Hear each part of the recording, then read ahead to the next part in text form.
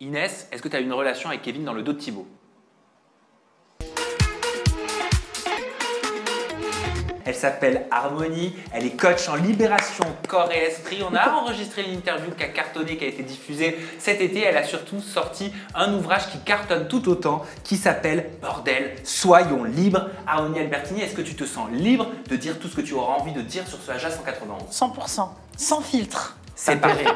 Et j'aimerais qu'on applaudisse notre chroniqueuse de la semaine. Ouais.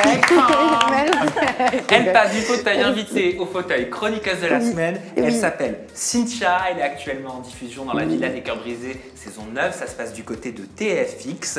Cynthia, comment vont être tes prises de parole en tant que chroniqueuse de la semaine selon toi? Ben écoute, je pense pertinente et je vais essayer d'être juste. Pertinente, on attend de voir. Juste et juste. Mais tout de suite, pour l'heure, c'est le sommaire. L'autocritique fait son retour. On répond aux critiques des internautes. AJA récap les 50. Thibaut et Inès versus Simon Castaldi versus Bastos versus Kevin Gage. On vous parlera aussi de Sephora et Nicolas. Ou encore de Fred et Linda versus Yael. Up and Down. Adrien Laurent donne un show jugé inapproprié en présence de mineurs dans une discothèque. Alan, le mari de Poupette Kenza, se fait arrêter par la police dès son arrivée en France. L'influenceuse Sarah Maché qui aide sa grand-mère à mettre fin à sa vie. L'arnaqueuse Anna Delvey qui participe à Danse avec les stars aux États-Unis avec son bracelet électronique. Ou encore les accusations et l'inculpation du rappeur P. Diddy. Vous allez voir que Usher et Pink se retrouveraient impliqués dans l'affaire. AJA m'en tape ou AJA m'en tape pas? Sarah Frézou qui est accusée d'être une BDH à son stage de récupération de points. Mila, enceinte et encore accusée de simuler sa grossesse. Les premiers noms du casting des apprentis aventuriers dévoilés les amis. Et après Inoxtag, Maëva Guénam souhaite gravir le Mont Blanc. Et enfin nous finirons par un AJA Advisor. AJA va noter le Golden Bachelor qui a débarqué sur M6. Et je tiens à remercier Sandra Nakache qui nous a sublimé cette semaine grâce à ses pinceaux fabuleux et extraordinaires et à son talent. Vous la retrouvez surtout sur son compte Instagram, c'est Sandra Nakache-hair-make-up. Et on commence tout de suite cette émission avec une vieille rubrique qui fait son retour, c'est l'autocritique bien sûr. Vous avez une petite enveloppe, les amis, devant vous. Je vous invite à la prendre. On a chacun un commentaire qui a été laissé sous une des vidéos à laquelle vous avez participé. Voilà, tout à fait. Je ne sais pas lire. Mais si tu sais lire, Hermano, regarde, je vais commencer par lire le mien et vous pourrez lire le vote juste après. Commentaire totalement bienveillant. Le son est bizarre. Le plateau manque beaucoup de lumière. Et je trouve que c'est beaucoup moins chaleureux. Ça fait une ambiance vraiment froide. Je ne sais pas si c'est le manque de lumière qui fait ça. Et peut-être aussi le fait que vous soyez si éloigné. Voilà. Donc, le décor, il a été beaucoup critiqué. Mais il a été... Attention, parce qu'une critique, ça peut être positif comme négatif. Donc, il y a eu autant de commentaires d'agiatrices et d'agiateurs qui ont adoré le décor que de commentaires d'agiatrices et d'agiateurs qui ont détesté ce nouveau décor. C'est vrai que ça fait toujours bizarre quand il y a des changements. Oui. Il y a eu beaucoup de boulot sur ce décor-là, mais... Je vais vous consulter, je vais vous demander votre avis et à vous aussi dans les commentaires, je vais vous dire ce que je compte faire. Je refais des petits travaux la semaine prochaine. Encore. Mais il faut savoir, oui, encore. Mais il faut savoir qu'on est parti de loin. Vous voulez voir à quoi ça ressemblait avant? Oui.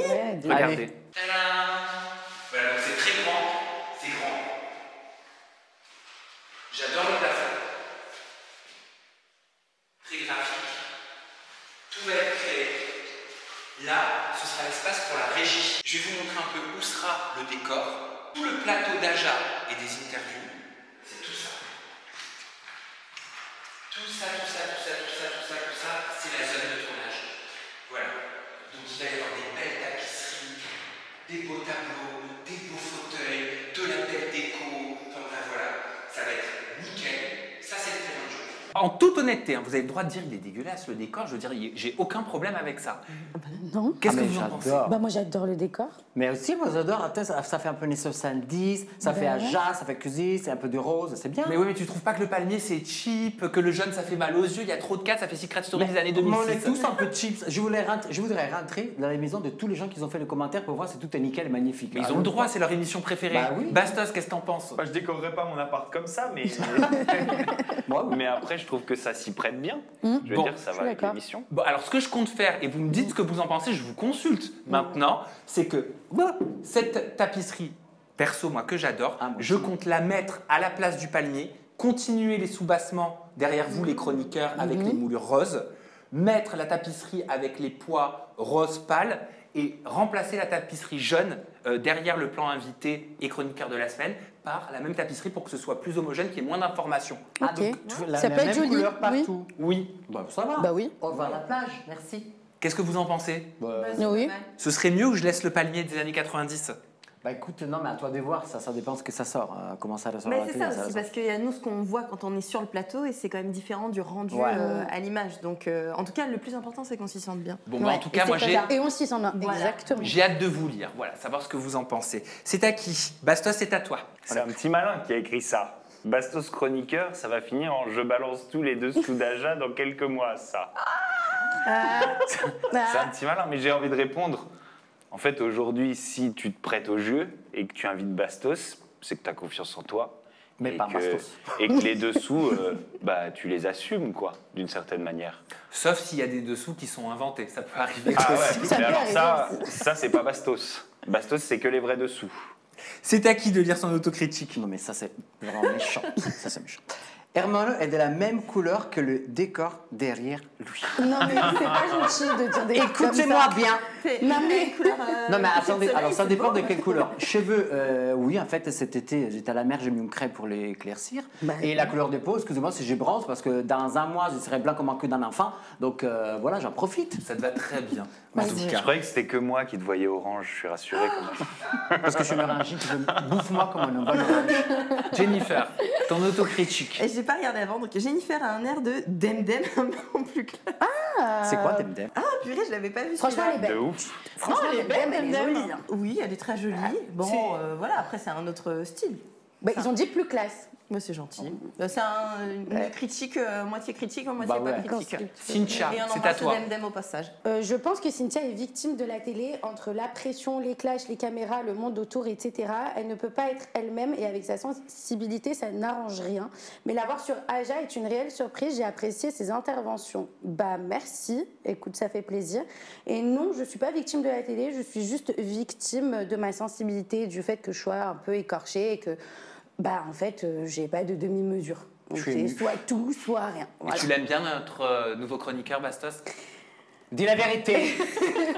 Alors, aimez bien, je sais pas, j'ai pas changé d'avis sur lui encore, mais on a eu, il y a pas longtemps, on a fait une interview, on s'est relativement bien entendu, donc j'attends de voir, parce que Bastos, ça peut tourner très vite au vinaigre. Il Ça me réserve tient des à un surprises. fil. Voilà, il peut réserver des surprises, Bastos. Et Méfie-toi. Harmonie, ça va être à toi. Alors, je te donne le contexte. Hein. Tu te souviens quand je t'ai reçu en interview, Ouais, tu avais réagi à un extrait de la TikTokeuse Awabel ouais. qui se confiait sur son addiction à la nourriture. Et il y a Sylvie Ortega. Tu connais Sylvie Ortega? Non, mais j'ai très bien vu ces commentaires. Sylvie Ortega, elle avait réagi en commentaire justement sous la vidéo. Ouais. Je te laisse le lire.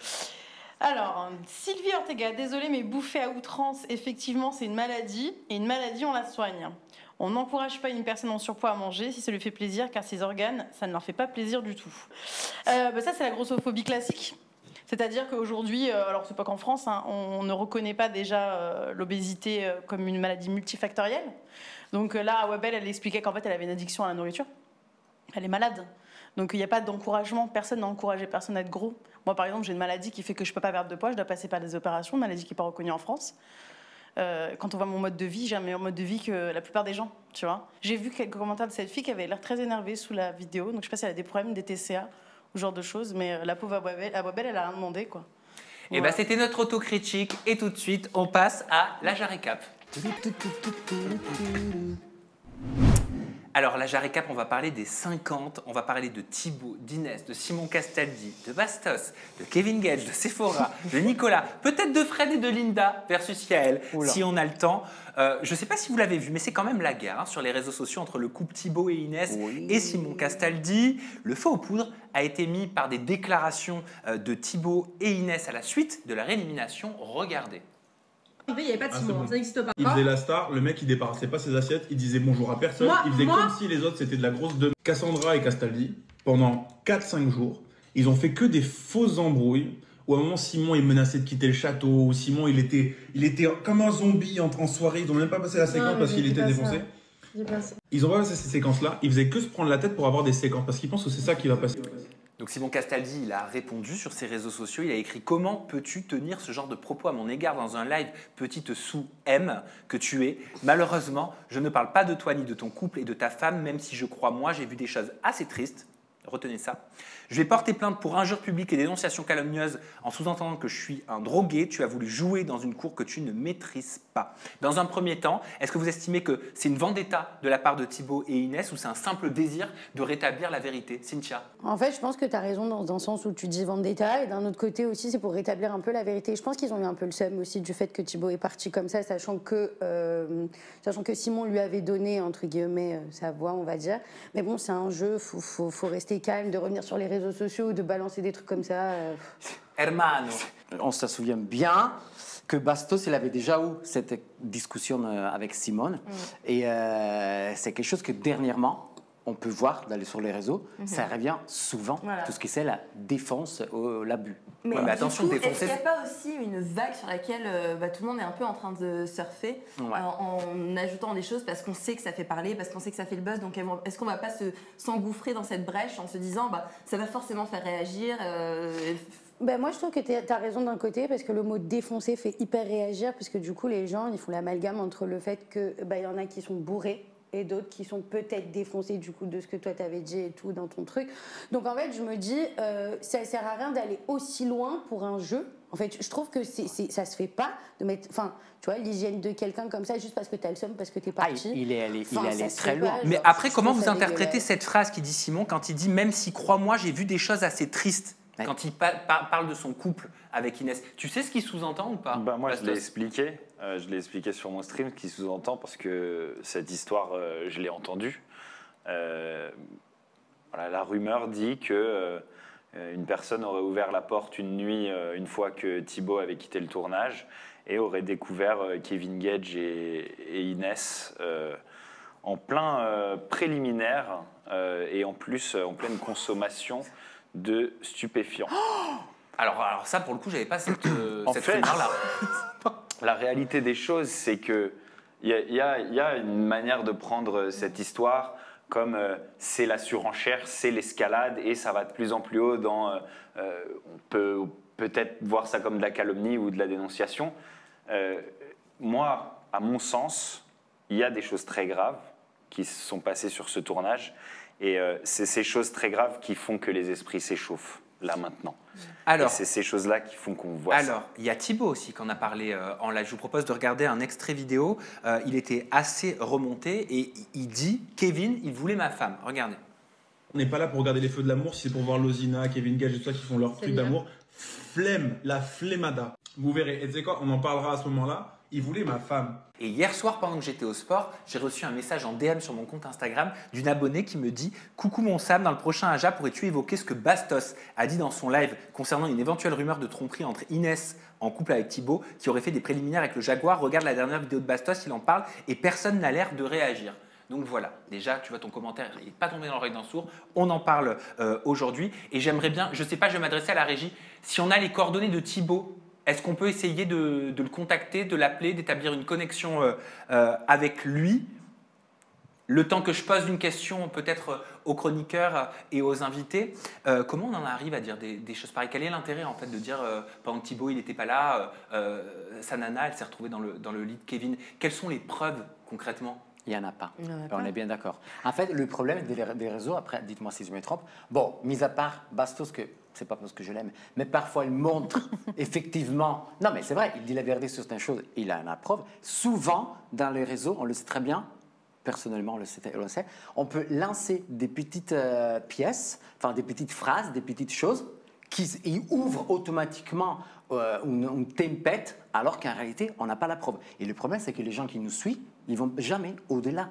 Ils s'arrêtent à la façade, à ce qu'ils disent. Ou alors ils réinventent l'histoire. Ils réinventent l'histoire. Après, pourquoi elle a fait ça? Pourquoi elle a dit ça? Parce qu'il est vénère contre Simon. Est-ce que tu es vraiment énervé pour une immunité qui n'a pas été respectée? Je trouve qu'on va se déplacer. Il y a plus que ça, ça va plus loin. Je pense que là, c'est personnel. Là, c'est une question d'ego. On est dans une bataille d'ego. Eh ben, on va lui demander, parce que la régie me confirme qu'ils ont réussi à établir une connexion avec Thibaut et Inès.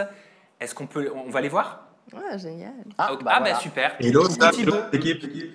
Bonjour Inès, bonjour Thibaut, vous allez bien? Bah, nickel.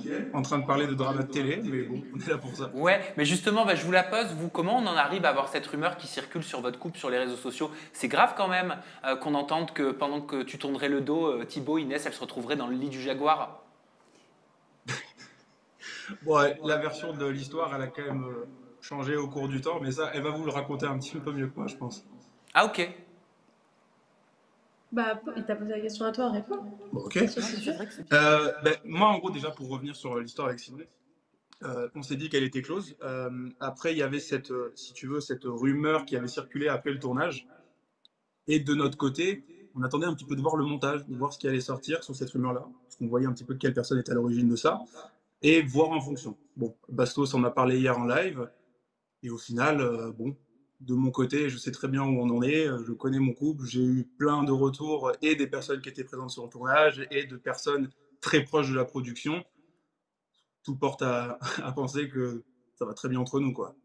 Parce qu'il y a une histoire d'une nounou qui travaillerait sur le tournage, qui aurait fait un témoignage pour attester de justement ces rumeurs-là, comme quoi Inès, tu te serais retrouvée avec Kevin. Comment on en arrive à avoir aujourd'hui l'histoire d'une nounou, donc qui travaille sur un tournage et qui attesterait des faits comme cela? Tu veux parler? C'est moi qui parle. En fait, le début de l'histoire, c'est qu'il y a une rumeur en gros qui est sortie sur le tournage. Et à la base, c'est un petit peu des petites séquences qui veulent être créées par des personnes qui veulent attirer les caméras au fur et à mesure. Et en fait, ça prend des proportions énormes. Je crois que c'est Hermano qui en parlait juste avant. Des on-dit plus des on-dit avec peut-être des faux témoignages. Et ça, on en reparlera un petit peu après parce que si c'est le cas, c'est vraiment très grave. On en arrive à là. Sauf qu'en fait, on est des humains. Nous, en plus, on est tout nouveau dans le milieu de la télé. On était parti sur ce tournage en se disant ok, c'est un jeu, on va s'amuser, on va aller dans l'arène, on va faire de la stratégie. On en revient à parler de choses comme ça où c'est quand même grave, quoi. Ouais, de plus, donc on a appris que c'était une nounou. Donc on a plusieurs sources qui nous ont dit ça. Encore là, juste il y a peut-être une heure, on nous appelle en nous disant oui, c'est bien une nounou qui a dit ça. Nous, on arrive au stade où en fait, on veut juste, on sait quelle était la nounou qui était là ce soir-là, la nounou de garde. Et on va juste essayer de rentrer en contact avec elle. Ça fait depuis hier qu'on cherche à rentrer en contact avec elle.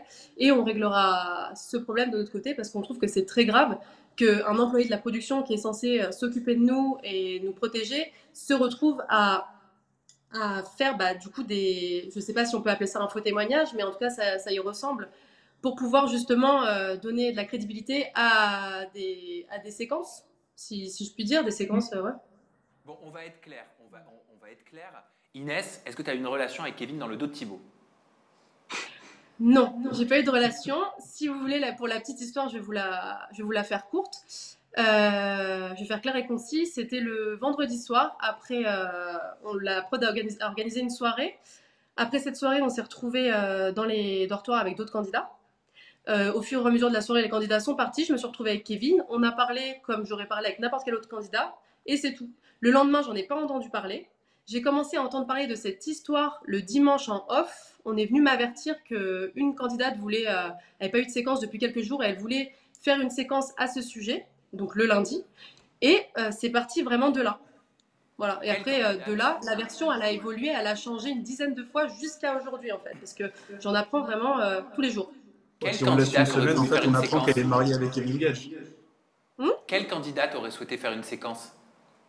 Alors, j'ai le nom de la candidate. Je vais pas la mettre en lumière parce que ça serait lui donner ce qu'elle veut et j'ai pas du tout envie. Mais je sais bien que c'est elle parce que j'ai eu 2 confirmations, j'ai les enregistrements, j'ai tout, je sais que c'est elle. Des personnes très proches de la prod, encore une fois. D'un côté, c'est elle et d'un autre côté, on me dit que c'est une nounou. Donc c'est ça que je comprends pas. J'aimerais savoir qui m'a surprise en fait. Ok, toi Bastos, qu'on a parlé sur un de tes lives il y a moins de 48 heures, si je ne me trompe pas, est-ce que tu as une question? Est-ce que tu souhaites t'adresser à Inès et à Thibaut? Nous, on s'est parlé avec Thibaut encore aujourd'hui même au téléphone. Voilà, moi, je n'ai fait que éclairer les propos et les sous-entendus de Simon et parler de ce dont il parlait dans son message. Moi, j'y étais pas sur ce tournage. J'y étais pas sur ce tournage. Moi, j'ai entendu cette histoire. Maintenant, cette histoire, elle fait partie d'une histoire plus longue. Elle fait partie d'une histoire plus longue selon laquelle à l'issue de cette surprise, de cette découverte, Kevin Gage aurait très mal pris le fait de se faire surprendre et ça aurait débouché sur une grosse altercation, une altercation violente qui aurait, qui serait passée avec un nounou du tournage. Avec du chantage aussi et un gros problème avec des excuses de la part de Kevin Gage, etc. Donc, je pense qu'en reconstituant tous les faits je veux dire, il n'y a aucune histoire qui est irrésolue, même si on n'est pas autorisé à avoir des téléphones et qu'on ne peut rien filmer, et qu'on ne peut rien enregistrer sur tous ces tournages. On finira par savoir la vérité. Voilà, c'est tout. Ok. Inès, j'aimerais finir avec une question. Mais toi, déjà, savoir en tant que candidate qui a participé à une émission de télé qui est publique, en tant que femme, comment tu le vis, toute cette situation aujourd'hui? Alors, quand on a appris la nouvelle, on n'était pas très ravis. Après, on n'a pas mal dormi parce que c'est une situation où... Enfin, c'est faux. Du coup, on était juste un peu embêtés dans le sens où on n'avait pas envie non plus de se justifier et de parler de ça, parce que ça n'a pas de sens. Et moi, par contre, je me sens mal parce que je me dis que parce que c'est avant tout un travail. Et en fait, ce qui en ressort, ce sont des rumeurs parce qu'on n'a pas été protégé correctement. Et ça met à mal et ça révolte un peu. C'est pas ça le travail de nounou, hein. Aussi le travail de nounou, c'est pas protéger les conneries qu'ils font. Alors, je parle pas des nounous, je parle du travail, la production en général. Je parle pas des nounous. Ok. Voilà. Et le travail des nounous, c'est de prendre soin de nous et c'est de nous encadrer quand même. Et ce serait pas d'aller faire un faux Et témoignage. c'est de pas aller faire un faux témoignage ou d'aller répéter des conneries à d'autres candidats, d'autant plus parce qu'ils sont partis parler à d'autres candidats de ça. Donc faire des médisances avec les autres candidats, je pense pas que ce soit leur travail non plus. En fait, tout le fond de cette histoire-là, c'est que dans ce milieu-là, on en revient à un mode de fonctionnement où plus tu fais des histoires, plus tu crées des séquences, plus tu vas passer à l'antenne, plus tu as des chances, toi, d'être pris sur un tournage, et la plupart veulent en faire une carrière. Donc même s'ils savent des choses, s'ils savent que la production va mentir, s'ils savent que des candidats vont mentir, ils ne vont rien dire, ils vont aggraver ça. Et en fait, c'est pas la vérité qui compte pour eux, c'est juste de faire du buzz et d'arriver à ramener la caméra sur eux. Sauf que derrière, il y a des vies, en fait. Surtout qu'on en revient au fait qu'à la base, c'est une rumeur que Simon voulait lancer parce qu'il y avait cette escalade-là, même si depuis, elle est résolue. Simon, je l'ai eu au téléphone hier, il me l'a dit au téléphone de lui-même. Je te promets qu'il ne s'est rien passé et je le sais. Et je sais quels sont les nounous, etc. Après, ça reste entre nous. Jennifer. Est-ce que toute cette histoire, finalement, ça vous refroidit avec ce milieu-là? Est-ce que si demain on vous propose une autre télé-réalité, vous allez y aller? Non, c'est fini. Nous, déjà, dès les 2 premiers jours de tournage, on s'est regardé, on s'est dit qu'est-ce qu'on fout là? Mais bon, on a continué. Maintenant, si on nous propose quelque chose, on dira non, parce qu'on a envie de faire quelque chose de complètement différent et ça y est, ça nous a vraiment refroidi. Et je pense que la télé-réalité, quand on est un couple et qu'on est bien dans son couple, il ne faut pas en faire, vraiment. Oui, ça, c'est sûr. C'est pas Cynthia qui va dire le problème. Je suis d'accord avec vous. Vraiment, big love pour vous. Non, mais en fait, le problème, c'est que même si tu es bien dans ton couple, moi, on m'avait un peu averti avant de le faire. On m'a dit, ouais, les faux témoignages, ça peut exister, les histoires, ça peut exister. Bon, moi, les j'y deux croyais candidats, pas, et nous, on n'y croyait pas, on y arrivait. On a fait une télé-réalité Netflix où on était en aventurier sur une plage avec des caméras fixes. On arrive sur un jeu, on pense que c'est un jeu. Et bon, ça s'est pas passé comme ça. Donc, nous, c'est fini pour nous, on prend notre retraite. Avec une carrière très courte. Merci d'avoir réagi, merci d'avoir pu communiquer votre vérité. C'est pas tout le temps évident de prendre la parole quand on est calomnié. Et bravo de l'avoir fait. Bravo à vous. Merci. Est-ce qu'on parle de Sephora et de Nicolas Lodina quand même? Oui. Hein? Parce qu'il y a une histoire comme quoi il y aurait des rapprochements dans les 50. Bah oui, c'est à Jarry Cap entre Sephora et Nicolas Lodina. Et dernièrement, on apprend quoi sur les réseaux? Que Nicolas Lodina est en couple avec qui? Stéphanie Clairbois. Stéphanie Clairbois. Qu'est-ce que tu en penses? Tiens, Cynthia, ça t'a surprise ou pas? Clairbois et Nicolas étaient peut-être déjà avant, il y a bien longtemps, ils s'étaient déjà fréquentés peut-être un petit peu. Mais oui, ouais, c'est son ex en fait. Il y a une séquence dans Les Princes à l'ancienne où ils se rapprochaient. Voilà, c'est ça. Et en fait, ils se sont du coup stoppés. Attends, dans Les Princes, la saison où ils jouaient le multimillionnaire? Ou je sais plus exactement, mais moi je me rappelle d'une scène sur un balcon où les deux se rapprochent, se dragouillent, flirtent. Je veux dire, c'est une histoire qui date. Qui date, exactement. La connaissance. Ah, c'était Non, même les leur Marseillais attirance vers le reste physique, du je monde. pense, hein, même leur attirance physique. Après, bon, entre-temps, ils ont fait chacun leur vie, chacun a fait des enfants, ouais. etc. Et là, ils se sont retrouvés. Je trouve ça plutôt mignon. C'est moi. cool, Ils c'est sont romantique. beaux tous les deux. Ben oui, c'est beau si seulement c'était pas gâché par une séquence où Nicolas Lodina est accusé d'avoir des propos discriminants. Voilà, et vous allez pouvoir répondre à cette question. Est-ce que vous trouvez que l'expression utilisée par Nicolas Lodina est discriminante? Regardez l'extrait. C'est vrai qu'on est dans une bonne vibe, c'est un bon délire. J'ai sauvé Grace, donc je suis avec la street. Et puis Sephora, on a un bon feeling. Ouais. On a les mêmes dents. Donc c'est, vous l'avez compris, je suis avec la street. Est-ce que vous estimez, est-ce que vous comprenez que ça peut être entendu comme des propos discriminants, discriminatoires? Non. Mais pas Pas du tout. Vas-y. Moi, je pense pas. Pourquoi moi? Là, c'est Un déjà joker, tu pas- vas. Non, parce qu'on parlait tu vas trop loin. Mais parce qu'on parlait ensemble. J'oserais pas parler à la place de la street.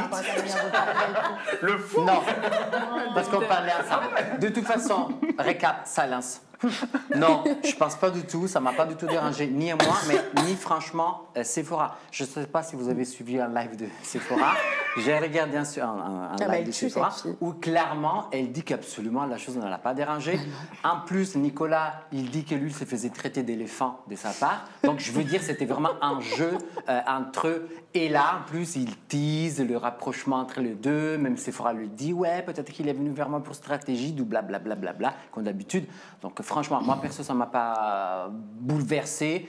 Après, j'avoue, je ne comprends pas pourquoi autant de messages haineux envers Nicolas par rapport à cette la phrase. communauté de... Moi, je pense que c'est la communauté de Sephora. Oui, mais on va loin pour, franchement, pour 3 secondes. Non, de rien. Et puis on voit que c'est amical, on voit que c'est bon enfant. Enfin, je veux dire, on peut dire la street en se basant sur une attitude à un moment donné.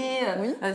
Il n'a pas qualifié la personne. Enfin, moi, je trouve que c'est complètement démesuré de dire que. Mais je vois pas pourquoi en fait en télé ça passe pas et pourquoi dans la rue ça passe. Tu vois, par exemple, des fois on parle avec nos amis, on leur dit ça. Je pense qu'il y a d'autres personnes aussi qui font connaissance. Tu peux aussi sortir ça comme vanne. Pourquoi ça passe devant tout le monde et pourquoi ça, pas à la c'est télé? pareil avec le racisme, avec la misogynie, avec. Ouais, mais c'est toujours pareil en fait. veux dire, c'est Ça soulève toujours des points où t'as pas besoin en fait. Mais que parce ça que la vienne soulever. télévision, c'est un mégaphone. C'est un mégaphone. Voilà, la télévision a une responsabilité. Dans certains cas. Ça, tu trouves que c'est important de soulever, par exemple, Non, du fait que... là non, mais c'est Voilà. important de les soulever dans certains cas et c'est pas parce que dans la rue ça se passe que c'est légitime, tu vois ce que je Non, veux mais dire, par c'est pas un exemple, argument. imaginons on est amis, toi et moi, je vais te sortir ça, bah, tu vas rigoler par exemple, tu vois, tu vas rigoler, tu vas pas le prendre mal. Tu tandis que m'appelles la si- street, on va avoir un problème tous les Ah bon Non mais typiquement, si moi je parlais comme ça et que vous me disiez le bobo du 16e, tu vois, peut-être que ça pourrait poser un problème aussi. Elle a réagi, Elle a réagi, on regarde. Elle a réagi, elle a réagi. Qui disent oui, non mais Sephora, il appelle la street, ça lui pose pas de problème, c'est être vendu. C'est toi qui l'appelle la street, c'est ta mère qui l'appelle la street ou c'est moi? Si moi, Sephora, ça me pose pas de problème, ça me pose pas de problème. C'est mon souci à moi, voilà. J'aime bien qu'on m'appelle la street, je sais d'où je viens. J'ai grandi dans le fin fond du 9-3 à Rosny-sous-Bois, dans une cité, c'est la Caillée. Très fière et très contente. Que ça te plaise ou pas, c'est pas ton père qui va me marier, c'est pas ton frère, c'est pas ton oncle, c'est personne de ta famille. Voilà. Comme ça, j'espère qu'on est bien clair. Ah ouais. Bah elle est cash. Elle est cash. Ah, c'était C'est clair, comme ça. hein, c'était clair. Bon, ben on va tout de suite enchaîner avec une rubrique qui existe depuis quasiment le tout début d'Aja, ce sont les up and down. Je suis excitée comme une puce. Et Bastos, c'est toi qui va nous présenter ton coup de cœur ou ton coup de gueule de la semaine. C'est quoi? C'est un up ou c'est un down? C'est moi qui commence avec Adrien Laurent, dont on a beaucoup entendu parler dernièrement. Alors, Non, on on sait parle pas que- de lui, on parle de ça. Mais déjà, c'est un up ou c'est un down? C'est un down. Ah, c'est un down. AD, donc on sait qu'il a fait une reconversion dans l'industrie du sexe. Voilà. Et que tout ce qui tourne autour de lui aujourd'hui est très lié à cette image. Voilà, et il connaît une affluence, ces réseaux sociaux connaissent une affluence gigantesque qui plaît énormément à la jeunesse. Les jeunes se ruent dans les clubs. Les pupus. Oui, les pupus. Il en a Oui. même fait une marque. Les pupus. Où il se produit dans les meet-up, dans les ventes de sa marque. C'est vraiment un essor gigantesque qu'il connaît. Et récemment, on a eu vent que dans ces clubs où il se produisait, où il monte sur scène et où il fait un show avec ses copines de l'industrie voilà, du sexe, il se passerait des choses pas très catholiques. Sans mauvais jeu de mots, il se produisait à Porrentruy. Oui. Oui, c'est vrai. Oui. C'est drôle. Ok. Et d'ailleurs, on le voit dans une vidéo, il le dit. Il le dit. Ben, on va peut-être la voir, regardez. Bon les gars, je suis venu en Suisse à Porrentruy, mes bubus. Je l'aime.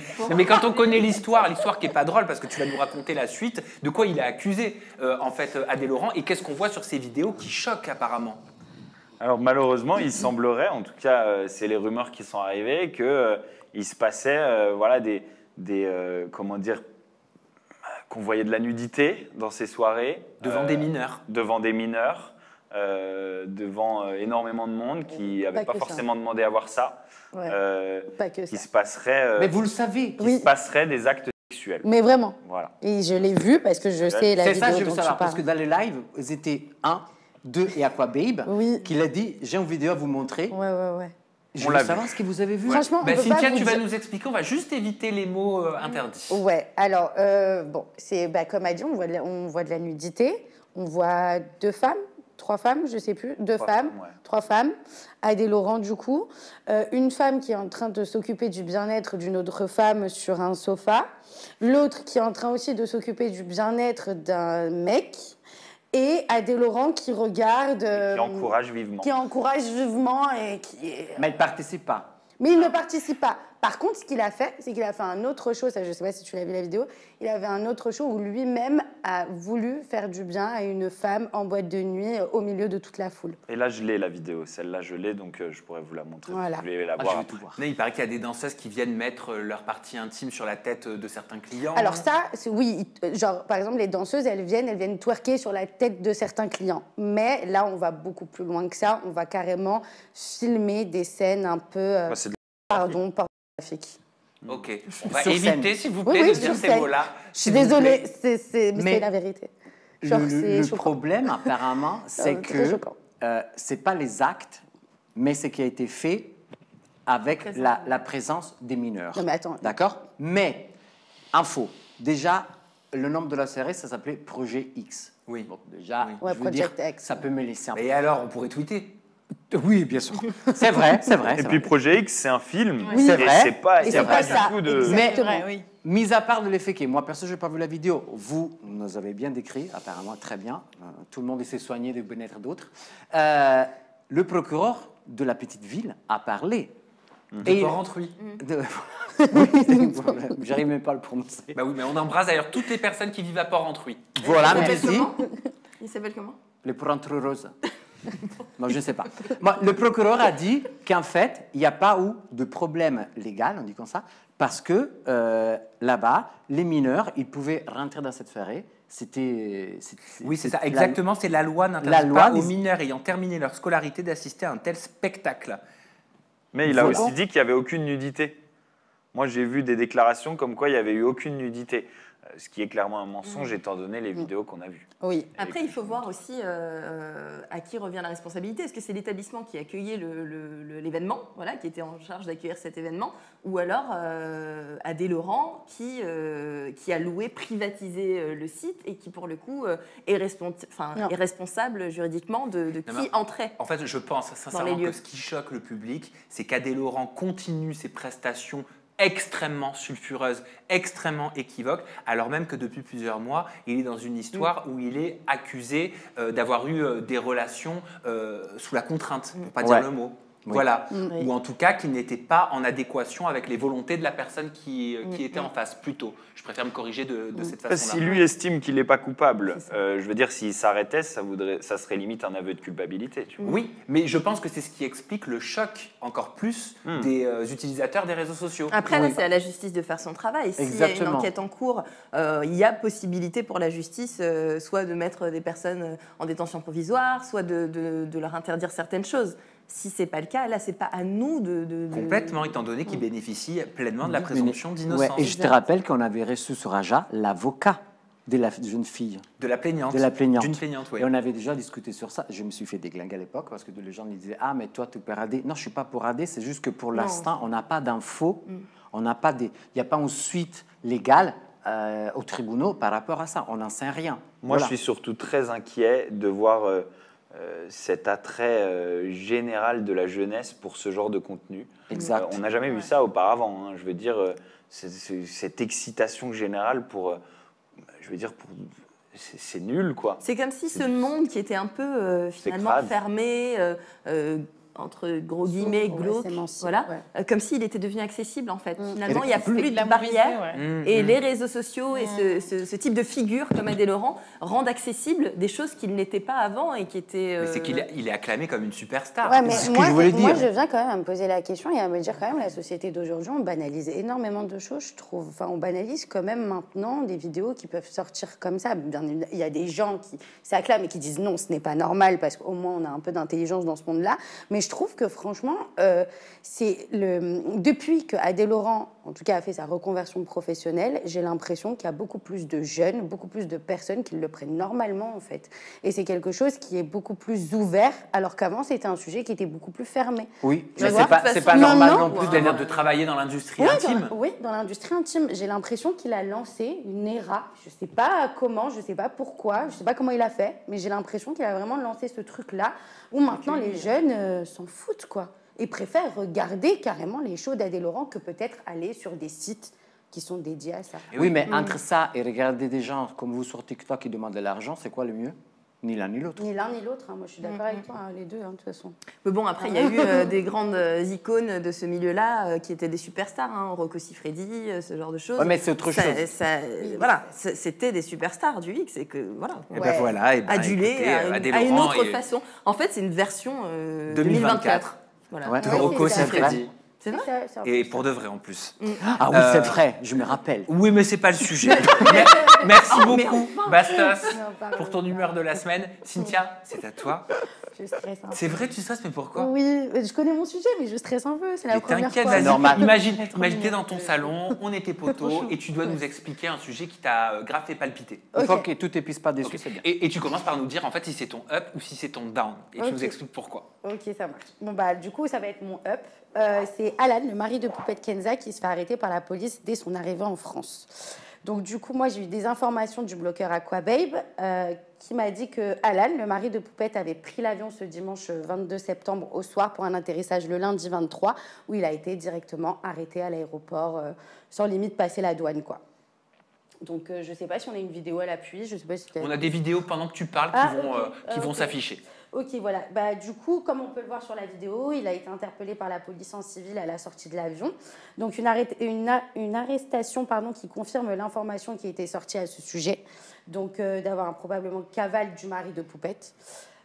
Pourquoi c'est un up, parce que les choses pourront enfin changer du côté de Poupette Kenza. Mais moi, du coup, j'en viens à me poser une seule question et je me dis, les enfants, en fait, on en fait quoi? Du coup, est-ce qu'il s'est rendu pour que la maman puisse sortir plus rapidement et pouvoir s'occuper de ses enfants? Ou alors, il s'est rendu parce qu'il n'avait pas le choix, qu'il n'y avait plus d'argent? Ou alors, je ne sais pas, c'est quoi on va dire... pourquoi il s'est rendu. Mais en tout cas, j'espère vraiment que les parents pourront retrouver au moins leurs deux parents à Noël. Ok, donc pour toi, c'est un up que Alan soit revenu, parce qu'en fait, ce qui s'est passé, je me permets de recontextualiser un petit peu pour tous ceux qui n'ont pas suivi l'histoire de Poupette Kenza. On a appris le 4 juillet que Poupette Kenza avait été arrêtée. Elle venait sur le sol français, elle savait a priori qu'elle venait sur le sol français, elle allait se faire arrêter, elle l'avait dit tout à fait Hermano en story, et ça n'a pas loupé le 4 juillet, elle a été arrêtée même si elle était passée par la Belgique, etc. Elle a essayé d'être discrète, mais ça l'a pas fait. En fait, Poupette Kenza, elle risque jusqu'à 20 ans de prison. C'est énorme, parce qu'elle est accusée d'avoir commandité une opération par le biais d'un homme de main pour soutirer la somme de 350 000 € à son ancienne agente Caroline qui est devenue par la suite l'agent de Camilla de Secret Story. C'était ta saison, non? Non, c'était celle d'après. Ah, c'était celle d'après. Ouais. Exact.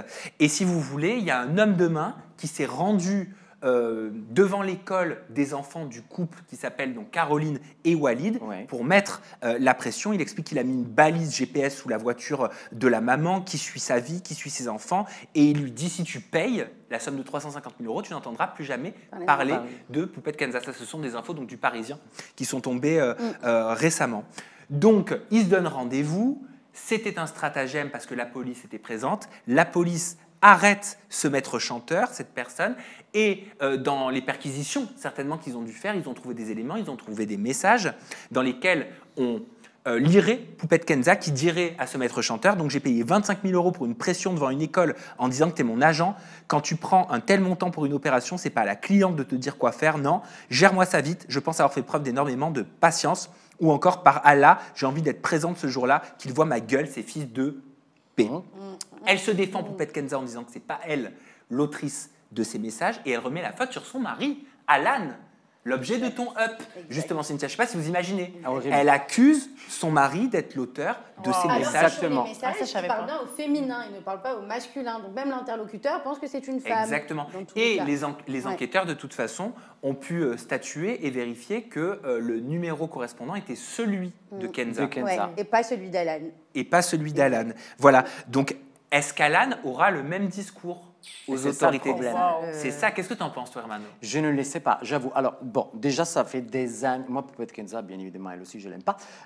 Ça fait des années qu'il y a des histoires. Je vous rappelle aussi qu'elle avait été impliquée, enfin, entre guillemets, parce qu'on ne le sait pas encore, pour l'agression envers Aqua Babe. Vous vous rappelez qu'on avait en parlé sur Aja. Absolument. Voilà. Après, il y a eu tous les placements déplacés. Là, on arrive à quelque chose de gros, très gros. Là, il y a son mari qui arrive, lui aussi vient arrêter. Le centre de bronzage Rouen a été fermé aussi parce qu'il y a eu des problèmes avec les employés apparemment pas déclarés. Enfin, il y a toute une histoire incroyable. Moi, j'espère, comme Cynthia disait, qu'effectivement l'arrestation d'Alain puisse faire avancer la chose. Mais j'avoue qu'au moment que ma femme m'implique et m'accuse de quelque chose si grave, c'est quand même hallucinant. On ne sait pas ce qui se passe dans un couple. On ne peut pas forcément savoir si les deux peut-être se sont mis d'accord, si lui était au courant et a voulu la protéger à un moment donné, ou elle a voulu le protéger. On ne sait pas. Hein. Tu sais, ils sont deux, donc après, elle est en prison depuis 3 mois. Elle est en prison depuis 3 mois. Et ce qui était reproché à son mari Alan, c'est justement de ne pas la protéger, de ne pas venir pour ne pas la protéger. Du coup, alors moi, Poupette Kenza, elle bénéficie de la présomption d'innocence, bien sûr, le temps de l'enquête. Mais pour répondre à la question que tu soulevais et qui était intéressante, Cynthia, qu'est-ce qui va devenir des enfants? Mon avis, et il n'engage que moi, mais en fait, les enfants, il faut les protéger. Oui, bien sûr. Oui, totalement. Parce que si tout ça est vrai, c'est dangereux. Mais depuis quand il faut protéger Jennifer? Alors c'est dangereux parce qu'en plus il y a cette histoire d'homme de main qui est quand même qui a un réseau. On est quand même dans un truc hyper dangereux. Donc pour la sécurité des enfants, c'est compliqué. Je voudrais quand même revenir sur le fait qu'il a mis 3 mois à rentrer. Donc s'il y avait un accord tacite entre eux sur le fait de je dis ça, comme ça on se protège l'un l'autre, etc. À mon avis, il serait rentré plus rapidement. La question des enfants, pour moi, effectivement, c'est pas un sujet. Il faut les protéger. Et le temps de l'enquête, à mon avis, malheureusement pour eux, pour ces enfants, vu les parents, enfin, dans quoi se retrouvent les parents, à mon avis, ils seront placés. Et c'est bien pour eux, parce qu'il faut les préserver. Et puis la fragilité psychologique de Poupette, si elle est amenée à sortir le temps de l'enquête, je pense pas qu'elle soit en mesure d'assumer tout ça et de s'occuper correctement des enfants. Mais depuis combien on en parle des enfants des Poupettes? Mais oui, c'est ça. Il y a eu quand même plusieurs avertissements. Alors, bien sûr, les enfants sont toujours mieux auprès de leurs parents. Ça devrait être le cas. Mais là, dans certaines circonstances, ça l'est pas. Et il faut le dire. Après, je pense que aussi Alan s'est rendu, c'est aussi une manière de respecter les lois et de aussi montrer ses responsabilités envers la justice, tout simplement, et envers sa femme. Alors, il s'est pas rendu. Hein. C'est juste qu'il est arrivé à l'aéroport. Donc il savait qu'il est arrivé. Ils l'ont embarqué. Moi, quand je dis s'est rendu, c'est pour moi quand tu vas en France, tu sais déjà que dans tous les cas, tu vas te faire arrêter quand il arrive. Ton passeport, il t'attend. Si, c'est sûr. Donc voilà. Mais en vrai, ça me fait un peu de la peine parce qu'en fait, on parle des enfants. On se dit quand même, on est sur 2 cas. On est quand même sur 2 parents. On est sur une donneuse de go. On est sur un Alan. On ne sait pas ce qu'il fait. On ne sait pas qui il est. Enfin, à part le mari de Poupette. Donc, c'est très compliqué en fait de se dire. Zéro peine. La question. Ouais, moi, c'est de la peine pour les enfants. Je me dis à ce moment-là, si les enfants sont avec leur mère, est-ce que ce sera toujours bon? Ou alors, s'ils se retrouvent peut-être dans un foyer, est-ce que ce sera meilleur pour eux? Et puis notons qu'elle est enceinte. Moi, c'est ça qui me fait. Ah oui, c'est vrai. Voilà. Bien sûr, du 3e enfant, c'est ça. Beaucoup qui la défendent sur les réseaux sociaux, et chacun son opinion, chacun son avis, a tendance à dire oui, mais elle est enceinte, on ne peut pas laisser une femme enceinte en prison. Est-ce que vous estimez que ça doit rentrer en compte, ça? Et après, je vous donne des informations exclusives, exclusives, Aja, qui viennent de tomber. L'avocat du couple Caroline et Walid nous donne des nouvelles de Caroline et Walid et de la suite de l'affaire. Mais pour répondre à la première question, est-ce que c'est un totem d'immunité? Bah non, être enceinte n'est pas une maladie. Donc en fait, au bout d'un moment, tu es enceinte, tu as donné des go, bah voilà, maintenant tu assumes en fait que tu sois enceinte ou pas. C'est la vie, c'est comme ça. Personne. C'est toi la street en fait. Mais c'est vrai, non, vous n'êtes pas d'accord avec moi, je sais pas. En fait, c'est chaud. Bah ouais.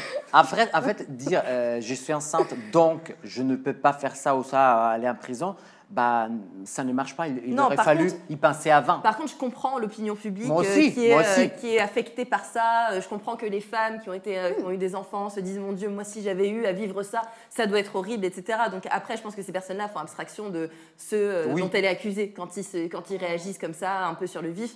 Voilà, ils pensent avant tout à la femme sans penser à tout ce qu'il y a derrière. Et donc, c'est normal que l'opinion publique dise des choses comme ça. Eh bien, justement, je vais vous lire les informations qui viennent de m'être communiquées de la part de maître Mehdi Soum, donc l'avocat de Caroline et Walid, Caroline étant l'ancienne meilleure amie et agente de Poupette Kenza. Donc, maître Mehdi Soum nous dit « Caroline et Walid sont profondément affectés par les faits dont ils ont été les seules victimes. Ils vivent dans la peur et l'inquiétude que l'on s'en prenne à eux et leurs enfants. Et il ne faut pas perdre de vue que chaque avancée dans cette procédure se conjugue avec une nouvelle vague d'harcèlement. Je rappelle que ma cliente attend des jumeaux. Et cette grossesse gémellaire, malheureusement, n'a pas été merveilleuse puisqu'entachée par ces faits délictuels et criminels. C'est une ignominie. Des procédures pour cyberharcèlement sont en cours et nous n'excluons pas d'entamer d'autres procédures contre ceux qui propagent de fausses informations. Qu'est-ce que vous pensez là des informations chaudes qui viennent de nous arriver de l'avocat de Caroline et Walid? Moi, je trouve que c'est important aussi de recentrer le débat sur les victimes parce que finalement, tout tourne autour de Poupette, de Alan, etc. Et puis on en oublie quand même ces menaces qu'ils ont subies. On parle quand même d'un homme de main qui a menacé de s'en prendre à la famille, aux enfants, de balises GPS. Enfin voilà, ce sont des détails d'ailleurs qu'on a eu tardivement. Moi, je trouve qu'il y a eu un long silence sur cette histoire. On a eu le vent de l'arrestation de Poupette et puis plus rien pendant plusieurs semaines. On avait des petites informations et là, ça y est, ça commence à tomber. Mais effectivement, c'est important d'aussi prendre en considération la peur dans laquelle vivent les victimes et puis effectivement cette haine, cette vague de haine sur les réseaux sociaux parce qu'elle a une vraie communauté, Poupette. Donc voilà, et il y en a beaucoup qui sont encore pro-Poupette et qui ne démordent pas de ça. Voilà. Possible, non mais Bastos. Poupette Kenza. Tu t'es sérieusement fait tatouer. Non mais en plus c'est un vrai, j'ai frotté. Poupette Kenza t'a marqué. Il a écrit Poupette Kenza. Pourquoi pas Hermano J'étais? Mais qu'est-ce qui t'a pris? Je sais pas, il y a quelque chose de fascinant quand même dans cette histoire, dans ces histoires. C'est vrai que c'est une histoire qui marque l'histoire de l'influence. C'est un peu Sauron, quoi. C'est un peu le grand méchant, quoi. Depuis des années, Poupette fascine. Ah bon? Moi, je suis d'accord. J'ai jamais été présente. Moi, quand je dis fascine, parce que en fait, moi, j'ai connu Poupette Kenza il y a peut-être un an par les rumeurs, les histoires, et je me suis demandé, mais d'où vient cette nana? Donc, j'ai regardé plein de documentaires sur elle. Et en fait, c'est triste. Moi, je trouve que la situation de Poupette Kenza, avec ce qu'on nous offre, on ne sait pas tout. Quand on dit c'est fascinant, c'est que c'est fascinant comment une nénette qui fait juste des snaps, en fait, à la base, c'est ça, elle est juste sur Snap, elle en soit arrivée là, à snapper toute sa vie, à avoir une addiction, jusqu'à même, elle va chez le psy, et le psy lui dit, il faut arrêter, et elle dit, mais Poupette, il faut que j'arrête de snapper. Enfin, on sent qu'elle est qu'elle est embarquée, il y en a même qui disent qu'elle est possédée ou autre. C'est un démon. Et d'ailleurs, le choix de la police est quand même assez intéressant. Ouais, grave. Ouais. Il n'a pas qu'écrit Poupette. Moi, si j'avais un groupe de métal, si j'avais un groupe de je métal, il s'appellerait Poupette Kenza. C'est le truc de l'American Horror Story. Je caresse cet espoir. La calligraphie, non? Créer mon groupe, ouais. Okay. Moi, faut que j'apprenne un instrument. Eh bien, écoutez, merci pour ce sujet. Merci beaucoup. Tu vois, ça nous a fait parler, Cynthia. Je vous propose de se faire un petit peu l'actualité au travers des Ajamantap, Ajamantap pas. Oui, je l'ai fait. On va commencer par parler d'une story de Sarah Frézou qui a eu lieu lors de son stage de récupération de points, qui a fait réagir la toile. Regardez. C'est une dinguerie. Il y a des éléments perturbateurs. Voilà. C'est une dinguerie d'être comme ça. Arrête ton snap là. C'est toujours les gens au fond de la classe qui cassent la tête là. Mais il veut quoi? Arrête. Monsieur, il fait que de lancer des stylos.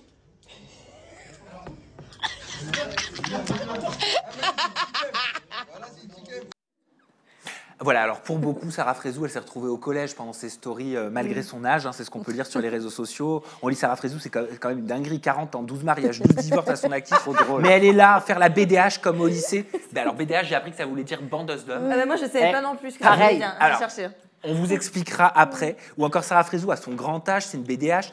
Cette vidéo, elle respire l'aura d'une harceleuse. Sarah, elle a fait la BDH à un stage de récupération de points. Alors Sarah Frézou, accusée d'être une BDH à son stage de récupération de points, Aja m'en tape ou Aja m'en tape pas, hermano. Si, je m'en tape. Là, je m'en tape, mais royal. La pauvre, Dieu sait aussi que je la porte pas non plus dans mon cœur, mais ça va, laissez-la tranquille, elle fout rien. Bon, la seule chose, je me demande, mais pourquoi poser ton téléphone et faire une story pendant des conneries comme ça? On dirait qu'elle a 14 ans. Mais non, franchement, ils vont loin, ils vont loin. Jennifer, toi, tu ne t'en tapes pas et tu dois avoir une bonne raison. Bah oui, j'espère bien. Bah oui, alors je m'en tape pas parce que je comprends pas en fait. J'ai envie quand même de questionner les personnes qui ont mis ces commentaires-là. Qu'est-ce qui, dans cette vidéo qu'on vient de voir, fait d'elle une BDH? D'ailleurs, merci d'ailleurs, je ne m'en tape pas parce que j'ai appris quelque chose, un terme que je ne connaissais pas. Ah ben non, ça veut dire quoi? Parce qu'elle taquine, elle rigole, qu'est-ce qu'elle fait? Mais ça se voit qu'elle dragouille là. N'importe quoi. Oh, si. Mais est-ce que ça fait d'elle une est BDH? là, elle rigole. minaude, elle se prend des petits jets de projectiles, elle est Non, là. Ça se voit, elle veut le pécho, le mec au fond de la classe. Elle fait l'enfant. Non, tu veux que je te montre les vidéos de toi et Solène la semaine dernière? Là, c'est faire. Ah, mais moi, j'ai pas dit que. Tu vois, on parle pas de moi là. Hein. Voilà. Ok. Ah oui, voilà. Toi, tu t'en tapes pas, Bastos. Moi, je m'en tape, mais c'est vrai qu'elle minaude quand même. Elle minaude, on voit qu'elle aime bien l'attention du garçon du fond de la classe. Mais c'est son personnage, elle est comme ça. Oui, mais... Bah, célibataire après 10 mariages. Elle Exactement. a raison, Les filles, vous vous êtes mis d'accord ou vous avez des avis différents, qui s'en tapent, qui s'en tapent pas? Non, pareil, sans intérêt, quoi. Eh ben moi, je m'en tape pas. Je m'en tape pas, vous savez pourquoi? Parce que la récupération de points, c'est très important.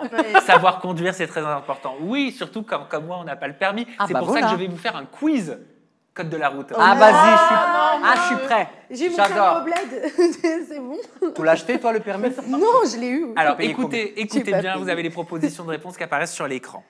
Quel est le montant de l'amende si on grille un feu orange? Est-ce que c'est 35 €? Est-ce que c'est 90 € ou est-ce que c'est 35 € pour griller, 135 pour griller un feu orange? 90. 135. Alors, 90. là, j'entends 90 chez Cynthia et Harmonie. Mauvaise réponse. Ok. Jennifer. 131. 135, mauvaise réponse. Ah, c'est 35? Eh ben, de facto, oui, c'est 35. Ah oui, il est orange, le feu.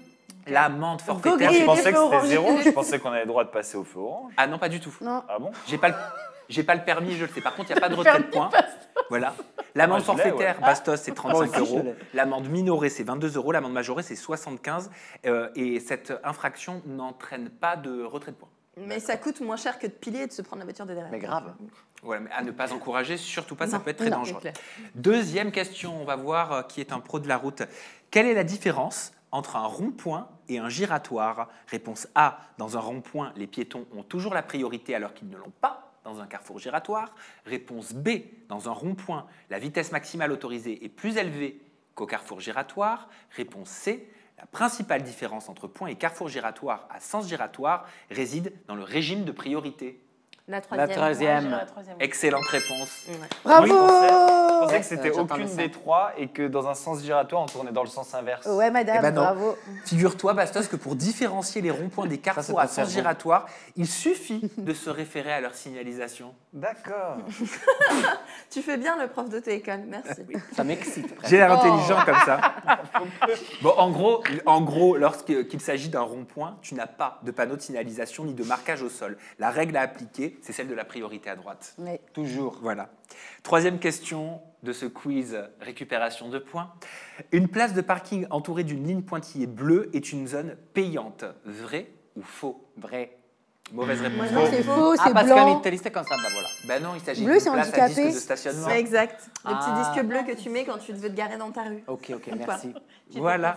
On poursuit avec un nouveau à Jamanta pas. Oh là là, on va parler d'un sujet. Je sais Qui pas si ça? toi, tu en avais parlé en live sur tes Belle réseaux, voix. sur ta chaîne Twitch ou YouTube. Bastos, nous, sur Aja, c'est inédit, on n'en avait pas parlé. Et pourtant, c'est la seconde fois que Mila Jasmine, elle est accusée de traverser une fausse grossesse. Voilà. Lors de sa première grossesse, Mani Mekibi, voilà, tout le monde lui disait, mais en fait, c'était un faux ventre, tu nous as jamais montré, tu nous l'as appris quelques semaines avant l'accouchement. Et là, Mila Jasmine, elle nous a annoncé cet été être enceinte d'un deuxième enfant. Ça, c'était en juillet 2024. Et on entend encore les mêmes choses. MDR, sa fausse grossesse, elle vient de l'annoncer, elle va accoucher en 3 semaines, bizarrement, vous allez voir. Mila n'a jamais été enceinte de sa vie. Peut-être qu'elle fait beaucoup l'amour, mais elle n'est jamais tombée enceinte.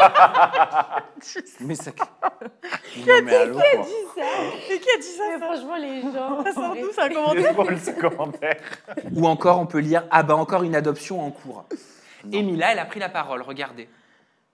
En fait, moi, je ne tiens pas à y prêter attention. Vous voyez ce que je veux dire? Comme je sais que c'est faux, je ne veux pas prêter attention à ce genre de choses et j'ai pas envie, justement, de mettre de l'attention là-dessus. Déjà parce que c'est hyper négatif et que surtout c'est faux. Donc, j'ai pas envie de porter d'intérêt, en fait, plus que ça. Surtout venant de la part de d'autres femmes, de persécuter une autre femme enceinte, de douter de sa grossesse, de faire des montages, de faire des scénarios, des trucs de malade et surtout donc d'appeler une femme. Ah, alors, Mila Jasmine, enceinte et accusée une seconde fois de simuler sa grossesse, Aja m'en tape ou Aja m'en tape pas, Cynthia? Bah, je m'en tape pas. Mais déjà, c'est triste en fait de voir parce qu'elle-même stipule dans sa vidéo que c'est des femmes qui écrivent ce genre de commentaires. Donc, il n'y a pas assez de girl power. Les femmes ne sont pas en train de se soutenir et c'est dommage. Deuxièmement, une grossesse, c'est compliqué. Donc, déjà, la première, comment elle a dû la vivre, ça a dû être dur en tant qu'être humain. Mais là, en plus, elle assume sa deuxième et les gens continuent à critiquer. Franchement, laissez-la tranquille. Une grossesse, c'est compliqué, c'est dur. Faut arrêter en fait. Bastos ensuite, Jennifer. Bastos, tu t'en tapes ou pas? Moi, je trouve que c'est pas du harcèlement, c'est pas méchant, c'est un genre de trend. C'est un genre de trend où à chaque fois que Mila est enceinte, c'est la grosse blague générale de faire comme si on croyait qu'elle l'était pas. Je pense que personne n'est vraiment sérieux dans cette histoire et moi, je trouve ça vraiment drôle. En fait, parce que ça n'existe pas, c'est n'importe quoi de soupçonner quelqu'un de ne pas être vraiment enceinte. Enfin, je veux dire, si elle a envie d'adopter, ça serait génial aussi d'adopter. Pourquoi elle ferait ça? Je veux dire, c'est loufoque. C'est loufoque, donc c'est drôle. Je ne pense pas que c'est vraiment agressif, je ne pense pas que c'est vraiment méchant de la part des réseaux. Je pense que c'est une trend fun et à chaque grossesse de Mila, je ris. Jennifer. Alors moi, je m'en tape pas parce que ça questionne quand même sur cette volonté des gens de tout savoir et sur le statut qu'ont ces influenceuses et le rapport qu'elles ont à leur vie privée et à leur choix, ce qu'elles montrent et ce qu'elles ne montrent pas. À partir d'un certain stade, quand on est influenceuse, grosse influenceuse, et qu'on montre tout, cet événement-là, souvent, c'est celui qui marche le plus sur les réseaux sociaux. Souvent, les influenceuses connaissent une explosion d'abonnés au moment de leur grossesse. Donc en fait, les abonnés de Mila, et ceux qui ne le sont pas, qui ne la suivent pas, mais ceux qui commentent, attendent d'elle d'assister à ça. Ils veulent voir ça. Et je pense qu'en fait, toute cette trend vient d'une frustration de ne pas avoir accès à ça. Et en fait, ça veut dire quoi? Ça veut dire que quand on est influenceuse, on doit tout montrer, y compris sa grossesse. Peut-être. Moi, je me questionne. Harmonie, ensuite Hermano. Ouais, moi, je rejoins vraiment tu t'en tapes pas, donc? Non, je m'en tape pas. Là. En fait, à partir du moment où tu t'affiches sur les réseaux, moi je le vois, c'est pas qu'on doit quelque chose, on doit rien. Par contre, si tu parles de ta grossesse, tu vois, je me suis dit peut-être un truc malsain, hein, mais je me suis dit, pourquoi elle montre pas son ventre pour montrer qu'elle a un ventre? Ouais, tu vois, moi c'est ce que je me suis dit en premier. Et après, je me dis, en fait, elle fait ce qu'elle veut, elle n'est pas obligée de se justifier, c'est sa vie, c'est un peu malsain de rentrer dans ce jeu-là. Mais si tu en parles pour juste dire c'est faux donc j'en parle pas, dans ce cas-là, n'en parle vraiment pas. Tu vois, moi pour partager ma vie sur les réseaux sociaux, ça m'est déjà arrivé de devoir me justifier sur des choses juste parce que je voulais la paix et passer à autre chose. Mais en même temps, ce que tu dis, peut-être que ça entretient un certain mythe, quelque chose d'un peu... C'est ça. Moi, je pense qu'elle est bien contente. Mais oui, parce que comme tu dis, ça met quand même la lumière. Je pense pas, et je vais vous dire pourquoi je pense pas qu'elle soit contente de cette situation après que tu te sois exprimé, Hermano. Alors, il m'en tape un tout petit peu, comme Bastos, évidemment, parce que je trouve qu'elle marche un peu sur la chose. Je vous rappelle juste que même Beyoncé, je lui avais dit que son premier enfant, ça n'existait pas, qu'il était une fausse couche. Enfin, fausse couche, non, pardon, je me suis mal exprimé. Elle n'était pas enceinte. Donc, il a raison, c'est un trend. À chaque fois qu'elle est enceinte, s'il aura un troisième ou quatrième enfant, ils diront toujours la même chose. Et tout ça, en plus, pour des vidéos dans une cabine d'essayage où apparemment, un moment, il y a un ventre et le moment d'après, il n'y en a plus. Non, mais allô, quoi. Mais moi, ça me fait pas rire. Enfin, de dire c'est une trend. T'imagines, tu fais une trend sur une meuf enceinte, ça me non, fait pas une trend, rire. c'est pas forcément parce qu'il fait rire. C'est juste c'est parce parce que que c'est à c'est la mode. loufoque. Voilà. Ouais, parce que c'est loufoque, mais c'est pas Pourquoi elle ne drôle. montre pas en fait? C'est ça qui me surprend. Pourquoi elle ne montre pas son ventre pour, Ben, elle n'est pas obligée. Pourquoi une femme Je suis enceinte d'accord. doit montrer son corps juste parce que vous êtes sur les réseaux, vous êtes obligé. Je suis d'accord avec toi, mais je suis hyper d'accord avec toi. C'est juste que si ça pèse sur ses épaules, si vraiment c'est quelque chose qui est difficile pour elle, je sais pas, elle a toujours montré son corps jusqu'à maintenant. Alors, il y a quelque chose qui n'a pas été dit sur Ok. ce plateau et qu'il est important de rappeler. Moi, je m'en tape pas du tout, même si j'ai pas de pancarte, parce qu'en fait, Mila Jasmine, avant de devenir la maman de Mani Mekibi, elle l'a expliqué par la suite dans une vidéo face caméra, elle l'avait pas fait. Elle est d'abord tombée enceinte une première fois. Elle a perdu l'enfant.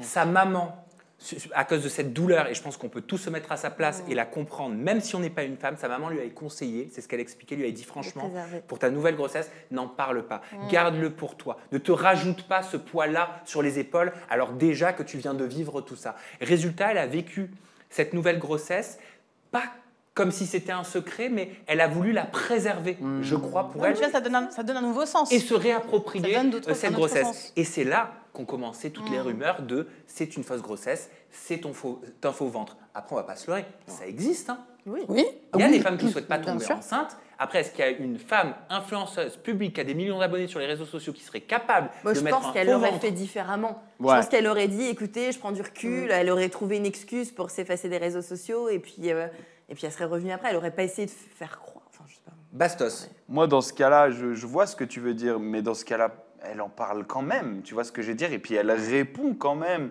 aux rumeurs, et puis je veux dire, à partir du moment où tu y réponds, tu entretiens le truc, tu vois ce que je veux dire, à partir du moment où ton ventre, tu le montres un peu, puis après tu le montres plus, et puis après, tu vois ce que je veux dire, il y a ce positionnement qui est de dire, je montre rien, et il y a des tonnes de femmes qui sont très célèbres et qui, sur les réseaux, ont décidé de jamais le montrer, et de ne jamais entretenir ça. Aya Nakamura. Exactement. Elle n'a jamais dit un mot sur sa grossesse, on l'a découvert. Oui, c'est C'est pour ça que c'est un peu facile, tu vois, de prétendre. C'est pour ça que je suis un peu en mode.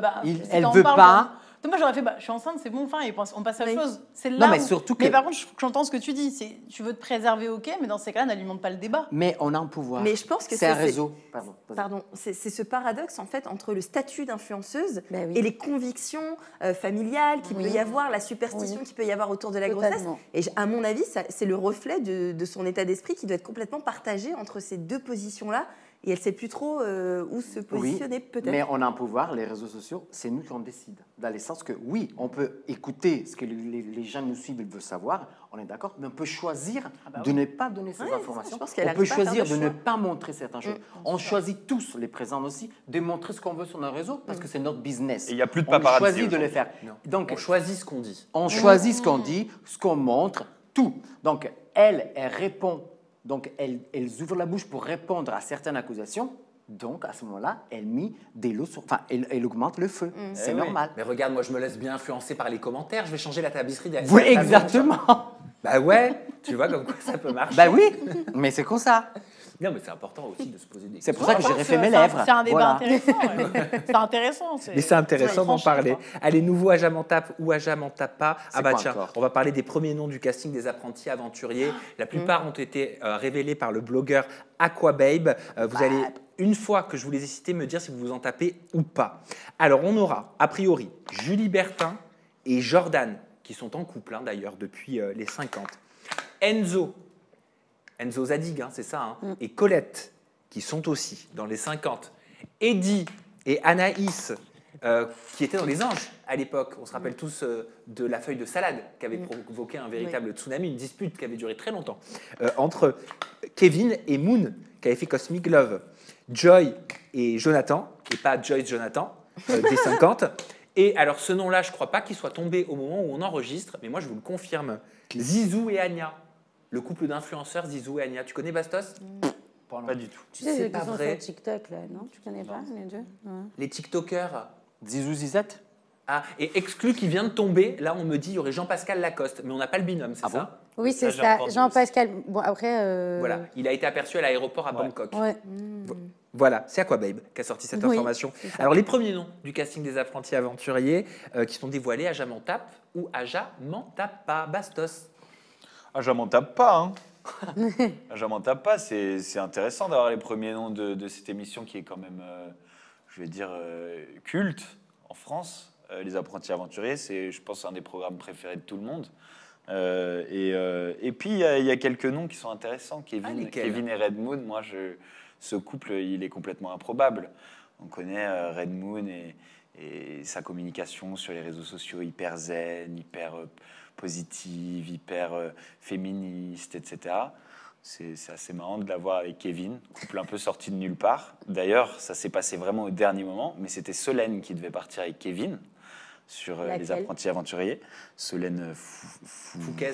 Solène Fouquez, qui devait partir avec Kevin, qui avait sa couleur, qui avait commencé à faire sa valise avec des habits de sa couleur, etc. Et Kevin a rencontré Red Moon. Ça s'est allé très vite et du coup il a certainement appelé la prod en disant moi je pars pas avec Solène, je pars avec Red Moon. Et du coup Solène est restée en France. Ah putain, un candidat à ce pouvoir-là de dire attends mais moi je veux elle en fait. Bah en fait c'est quand même des trucs qui se font un peu en couple ou en couple d'ex à la base. Les Apprentis Aventuriers. Donc ce serait bizarre d'être en train de se mettre en couple avec quelqu'un et de partir avec la meuf avec qui le producteur veut que tu te mettes pendant le tournage. Tu vois ce que je veux dire? C'est pas raccord. Oui. Ouais, non, ce serait pas raccord du tout. Voilà. Qui a un truc à dire sur les apprentis aventuriers? Moi, je trouve ça cool parce que quand j'ai vu Eddie et Anaïs, je trouve que c'est un duo cultissime dans la télé-réalité. Et puis, c'est bien aussi parce que ça mêle les générations. Les personnes qui suivent la télé-réalité aujourd'hui, les plus jeunes, vont être attachées à des binômes plus récents qu'on a vus dans les 50, etc.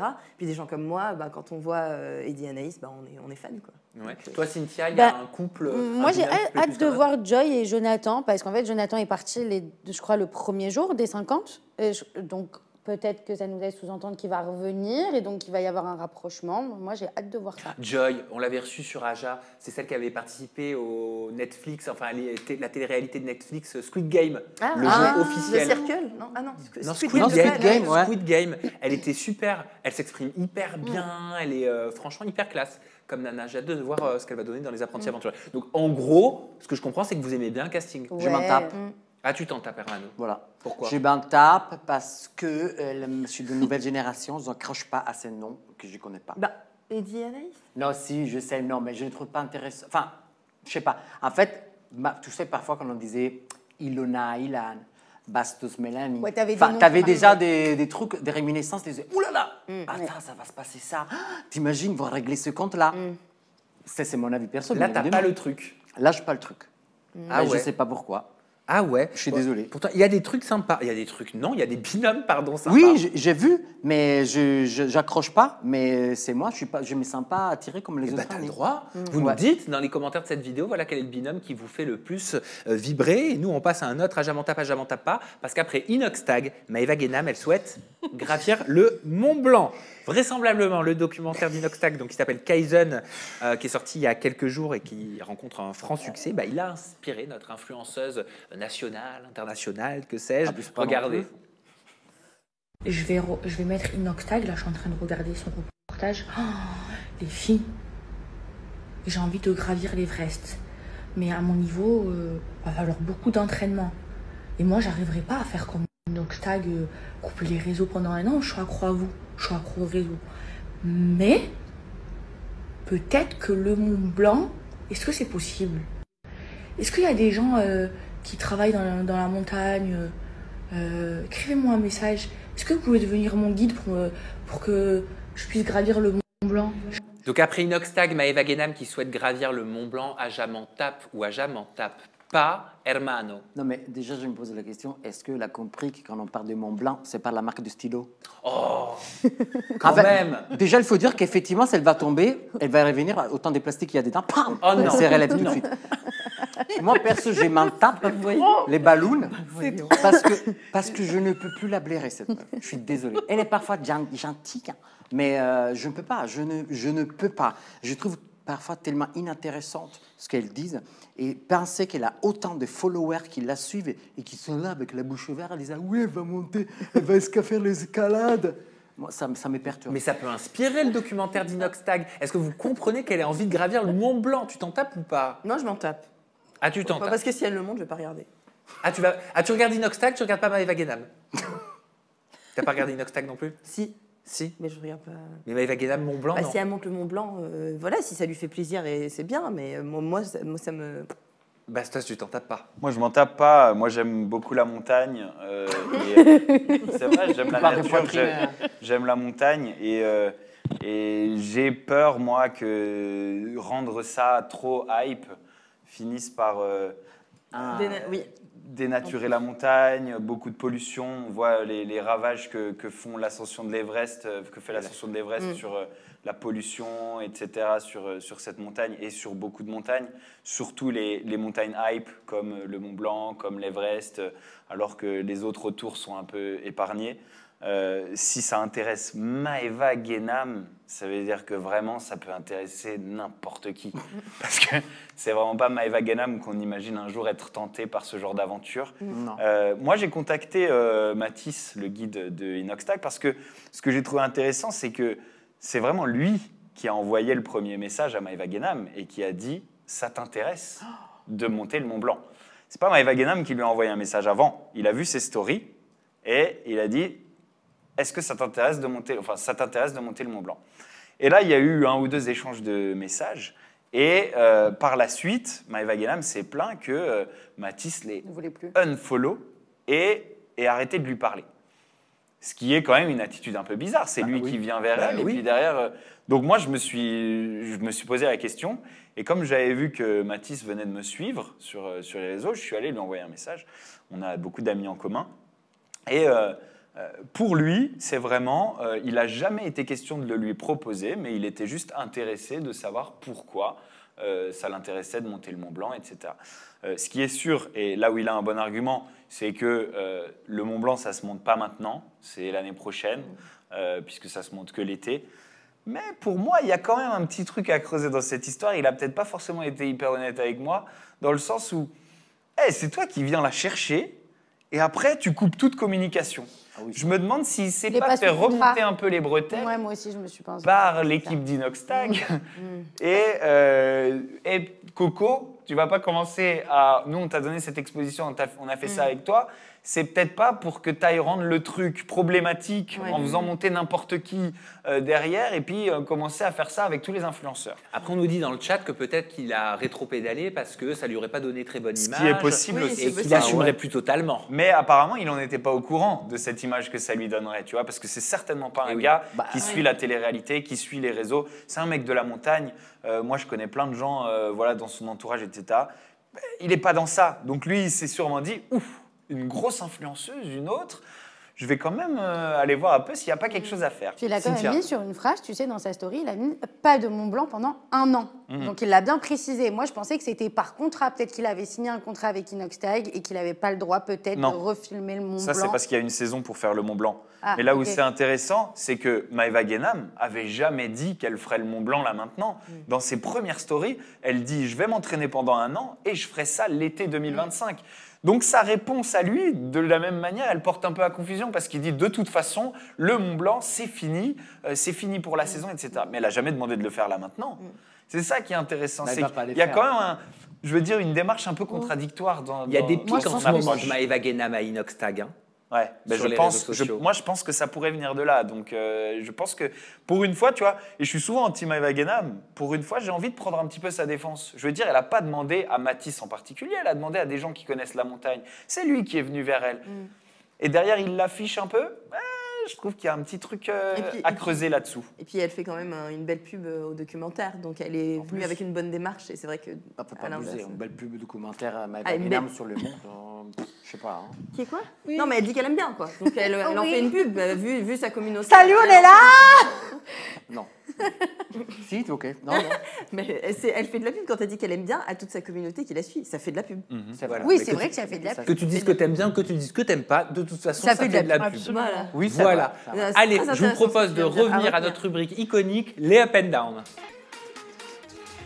Et vous n'avez pas l'impression parfois de prendre un grand 8, tu sais on fait comme ça, on va à droite, à gauche, devant, derrière, un derrière, Hermano. On aime bien ça. Jennifer, c'est toi qui vas commencer par nous présenter ton coup de cœur ou ton coup de gueule de la semaine. Je te laisse nous dire ce que tu as choisi et pourquoi. Eh bien déjà, je vais vous dire que c'est un down. Ah bon? Oui. c'est un down. J'ai choisi de faire mon down sur cette polémique qui a gagné peu à peu les médias du monde entier avec l'arnaqueuse Anna Delvey. Voilà, pas confondre avec Anna Del Rey, parce que j'ai lu parfois des gens qui tapaient ça sur les réseaux sociaux, qui participe à la version américaine de Danse avec les stars, avec un bracelet électronique au pied. On voit cette jolie photo. Donc le bracelet, ils ont pris le soin de le customiser et de la sortir assez tenue.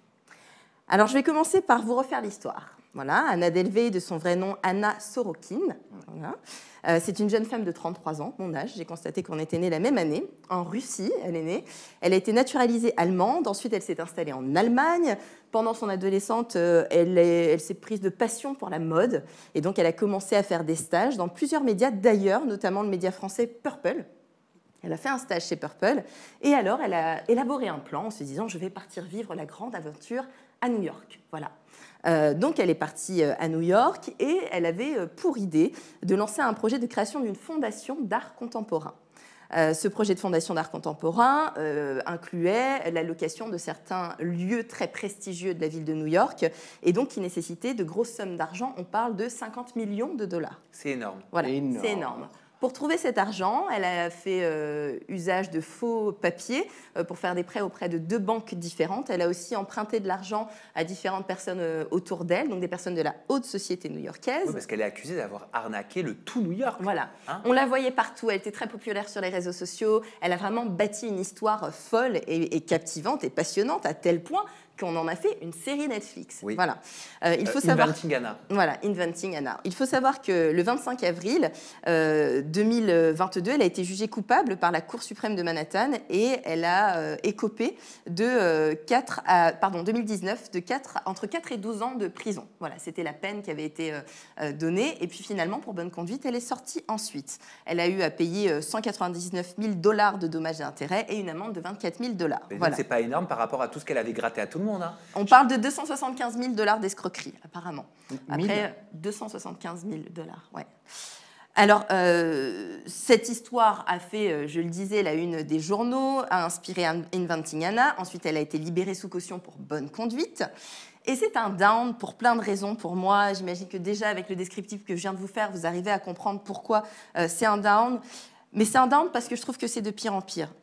Parce qu'on a encore passé un cap entre inviter Marco Mouli sur tous les plateaux télé et en faire carrément une star sur un plateau, sur une émission familiale. Danse avec les stars, c'est regardé par des familles.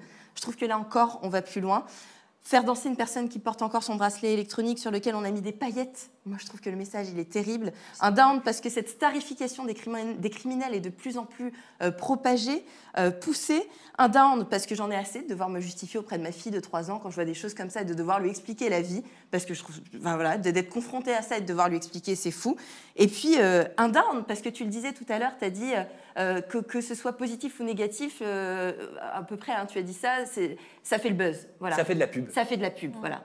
Et en fait, aujourd'hui, c'est ça, la société. C'est-à-dire que peu importe les fondements de l'histoire, à partir du moment où ça fait du bruit, bah, ça prend du sens. Quel sens? Je ne sais pas, mais ça prend du sens.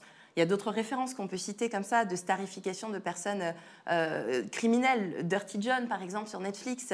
On a des héros comme ça auxquels on va réussir à s'attacher, alors qu'ils ont fait des trucs de fou, quoi. Et voilà, moi je trouve ça absolument terrible. Et il y a même Gypsy Rose Blanchard qui a sa propre télé-réalité aujourd'hui. C'est encore une autre histoire. Bah oui, qui a fait Gypsy Life. Elle a tué sa maman et aujourd'hui elle a une télé-réalité. Voilà, alors elle a une histoire un peu particulière parce que sa maman avait un syndrome dont j'oublie le nom qui faisait qu'elle faisait d'elle une enfant malade alors qu'elle n'avait rien, donc elle a été en fauteuil roulant souvent, longtemps. Elle a pris des traitements qu'il fallait pas qu'elle prenne. Elle a mis sa santé en danger et donc à un moment donné elle en a eu marre.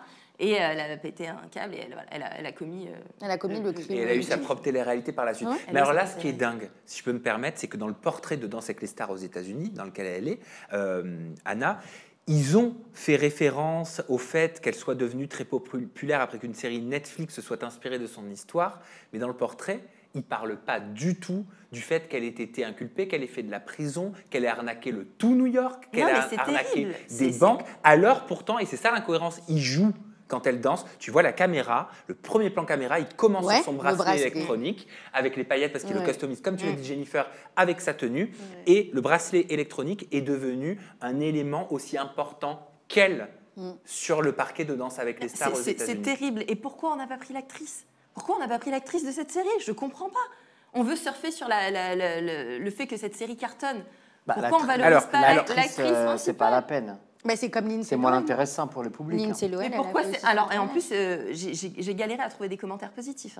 J'en ai cherché un. Et ils se font dézinguer sur les réseaux sociaux, autant aux États-Unis que maintenant que cette histoire commence à faire du bruit ici. Il y a le New York Post qui a écrit « La culture populaire a touché le fond ». Est-ce que vous estimez que les criminels commencent à devenir les nouvelles stars d'aujourd'hui, Harmonie? Ouais, mais c'est ce qui se passe. On le voit aussi avec, peut-être je vais me faire taper sur les doigts, mais avec Légende. Alors, il y a toujours une petite histoire où derrière, il essaye de montrer que des personnes qui ont fait... Guillaume Play qui anime Légende. Voilà. Et il y a une starification, je trouve, des criminels aujourd'hui. Alors après, il y a des histoires hyper intéressantes, on a le droit de se repentir, d'avoir fait des erreurs, etc. Sauf que là, j'ai pas eu l'impression que ce soit le message. Mais sauf que là, c'est pas du storytelling. À la rigueur, face à Guillaume Play qui va poser des questions, qui va chercher à comprendre, c'est différent. Là, on est sur du divertissement pur. C'est quand même ce qu'on met en avant. Tu vois, aujourd'hui, avec tous les threads d'horreur, avec les histoires, les enquêtes criminelles, on a plus une passion, et tu disais par rapport à Poupette Nketa tout à l'heure, on a plus une passion pour le criminel, savoir comment il a fait, qu'est-ce qui s'est passé, etc. Oui. Ça devient un génie, tu sais. Non, mais on pourrait la mettre, enfin, c'est comme si on mettait Poupette, en fait, avec son bracelet sur le plateau. Oui, c'est pareil, en fait. Bonne idée, notons. Alors, perso, c'est un peu notre Julien Bert. Non, mais même si Danse avec les stars, c'est une franchise et les Danses avec les stars de tous les pays s'inspirent des États-Unis. Mais en ce moment, je sais pas ce qui se passe, mais c'est compliqué pour ce programme. Mais je pense pas que ça pourrait arriver en France quand même. Alors, t'imagines Poupette Kenza sur le parquet de Danse avec les stars? Je pense pas. Ça m'étonnerait. On est aux États-Unis, les États-Unis c'est beaucoup plus ouvert. Et puis les gars, vous avez oublié aussi Lindsay Lohan qui a fait aussi son tournage avec son bracelet électronique. On n'en parle pas assez, mais il y a eu énormément de scènes pop culture à l'époque où on n'en parlait pas comme aujourd'hui, tu vois. Mais vous savez, en fait, il y a un autre problème, c'est que, enfin, problème ou pas, ça vous de me donner la réponse. Là, on parle de gens connus, personnages VIP, qui sont devenus VIP malgré eux ou pas. Aux États-Unis, il va commencer bientôt une nouvelle série qui s'appelle Unlock, la prison fin break, où en fait, toute la sécurité à l'intérieur de la prison va partir. Ils vont mettre 20 caméras et ils vont laisser les détenus faire ce qu'ils veulent pendant 6 semaines. Mais non. Oh là là. Ça sera sur Netflix. Ça veut dire quoi? Que des gens qui ont été enfermés depuis des années, qui sont enfermés 24 heures tous les jours, ils vont donc pouvoir se défouler sous les yeux de tout le monde. Et c'est eux qui vont devenir des stars de la télé. Non, donc le criminel deviendra la star. On ne parle pas d'un personnage connu qui a fait une connerie, qui paye sa peine et après il participe à quelque chose. C'est une fiction. Là, c'est des vrais... La prison fait un break. Exactement. Mais moi, j'ai l'impression qu'aux États-Unis, en fait, tu peux devenir une star malgré ton passé. En fait, c'est ça. Non, mais pas qu'aux États-Unis. On a eu l'exemple avec Nabila, aux par États-Unis. exemple. Ah oui, bien sûr. Pas qu'aux États-Unis. Non, pas qu'aux États-Unis. Même ici, on commence à le voir, en fait. Je pense qu'on est... mais j'espère pas, mais j'ai l'impression que les États-Unis, on a toujours vu que ce qui s'y passe, quelques années après, il se passe la même chose ici, sur beaucoup de plans. Et ça fait peur, en fait. Ça fait peur parce que ça risque d'arriver. Il y a un attrait du public, de toute façon, pour le côté criminel et essayer de se mettre à la place de la tête du tueur et de comprendre ce qui s'est passé. Quand il y a eu la série là, sur le mec qui portait les lunettes, comment ça s'appelle ? Dahmer, qu'on voyait que tout le monde se mettait à porter les lunettes du même truc, en référence quand même au serial killer. Je veux dire, c'est quand même pas tous les jours, quoi. Ça a été le déguisement le plus vendu les soirées d'Halloween de cette année-là qui est sorti la série. D'ailleurs, ça a déjà sorti son haut d'Halloween. T'es un peu Dahmer. Non, je rigole, c'est une blague, calme-toi. Bon, en tout cas, merci Jennifer, ça nous fait beaucoup parler. Et oui, de toute façon, c'est pas la nouvelle, c'est pas la première candidate de Danse avec les stars aux États-Unis, Anna Sorokin, de son vrai nom, qui a un passé particulier de criminel, parce qu'il y a eu un ancien politique elle est encore qui était condamné à 3 ans de prison pour détournement de fonds qu'avait fait Danse avec les stars USA, un chef cuisinier accusé de racisme, une militante écologiste accusée d'avoir fait disparaître son ex-compagnon, ou encore un ancien joueur de la NFL accusé d'avoir frappé son fils. Ils ont tous participé à la version américaine de Danse avec les stars. C'est ouf quand même. Voilà. Mais est-ce qu'on en jouait autant de ces... Ils avaient un passif. Là, on filme, on zoome, on montre le bracelet. Et donc, moi, je m'imagine devant ma télé, ma fille, il est beau, maman, son bracelet. Je veux le même. C'est la première fois que elle a un bracelet. Qu'est-ce que je lui réponds? Qu'est-ce que on le trouve pas sur une fille de 3 ans, c'est ça qui est... Non, ils l'ont recustomisé, en fait, tant mieux. Elle a eu la même réaction que la fille de 3 ans. Ben non, en fait, oui, je me suis dit, le bracelet est beau. Je suis désolée, ils l'ont recustomisé, ils ont fait quelque chose qui passe à la télé, pardon, mais en fait, Vous savez que sa préoccupation principale à Anna, c'était pas le bracelet. Sa peur, c'était d'être bien habillée. Ah ouais. Elle disait tout ce que je veux, c'est être bien habillée, le bracelet, je m'en fous. Bah, excuse-moi, après, je te l'ai terminé, mais elle va toucher un cachet, cette femme. Oui, bah oui. Cynthia, et on termine sur toi. Ouais, en fait, c'est juste, toi, tu dis que je réfléchis comme une fille de 3 ans, mais je suis pas d'accord avec toi. C'est tellement pop culture de le rendre tellement stylé, le truc. Ok, je comprends ton point de vue, d'accord, mais c'est stylé. Moi, je pars du principe où, ce qui est stylé, c'est qu'en fait, ils l'ont pas rendu glauque, le truc, en fait. Ouais, elle a le bracelet, et alors, effectivement, on l'a mis ici, c'est notre décision, donc on va en faire quelque chose de sympa, et on va attirer l'œil un peu comme ça, tu vois. Moi, je l'ai ressenti comme ça, j'ai pas ressenti comme quelque chose de négatif, pour le coup. J'ai plus ressenti que c'était pop culture. Bah oui, quand on a plein d'exemples. Elle est pas d'accord. Bah, non, mais moi, je trouve ça intéressant d'avoir un point de vue contradictoire parce que j'ai cherché des commentaires positifs. Mais j'en ai pas trouvé. T'as vu ce que je t'ai dit tout à l'heure par rapport à Lindsay Lohan? Oui. Et ça t'a pas choqué? Ben si, ça me choque tout autant. Merci Jennifer, merci Cynthia. On va passer au coup de cœur ou au coup de gueule d'Hermano parce que je sais que par rapport à ce que tu vas nous expliquer, ce que tu vas nous raconter, je sais que ça te tient à cœur, mon petit chat. Eh bien, on a la protagoniste au centre de ton up ou de ton down qui va se connecter et qui va intervenir sur le plateau d'Aja. Exactement, et c'est mon up de la semaine. Je vais parler de l'influenceuse Sarah Maché, qu'on avait aussi reçue ici sur Aja, avec son mari Benjamin, qui aide sa grand-mère à mettre fin à sa vie. Donc, effectivement, dans un post Instagram, l'influenceuse Sarah, qui est présente actuellement sur Maman les Célèbres, a annoncé le décès de sa grand-mère. Donc, elle nous a annoncé ça samedi dernier, en sachant que sa grand-mère était partie le 16 septembre, donc le lundi d'avant. Et on sait tous que c'est sûrement quelque chose de très, très dur, très compliqué. C'était très dur parce que déjà, sa grand-mère habitait avec elle, après un shoot depuis janvier, mais aussi parce que c'était un décès décidé, programmé. Dans son dernier post, on peut lire « Elle nous a quittés et mon cœur s'est brisé. Voici à quoi ont rassemblé mes derniers jours. Entre moments complices, rires et pleurs, je l'ai accompagné jusqu'au bout et j'ai trouvé la force à moi de le faire, alors même que je me sentais incapable et détruite. Aimez vos proches et profitez d'eux tant qu'ils sont en vie, après c'est trop tard. » Donc, ça peut faire bizarre quand je dis que ça a été, le décès de sa grand-mère a été programmé, mais effectivement, c'est ce qu'on appelle une fin de vie assistée par les médecins. Je vous rappelle que Sarah, elle habite en Suisse, et en Suisse depuis le 1942, donc ça existe, cet accompagnement auquel tout le monde peut accéder. Je vais vous le faire en bref. Effectivement, si tu as une maladie qui amènera à la mort, tu as le droit d'accéder à ça. Et depuis le 2008, maintenant, même si tu as une maladie chronique, et donc ça va te donner des douleurs physiques en perpétué, donc à vie, tu peux avoir accès à ça.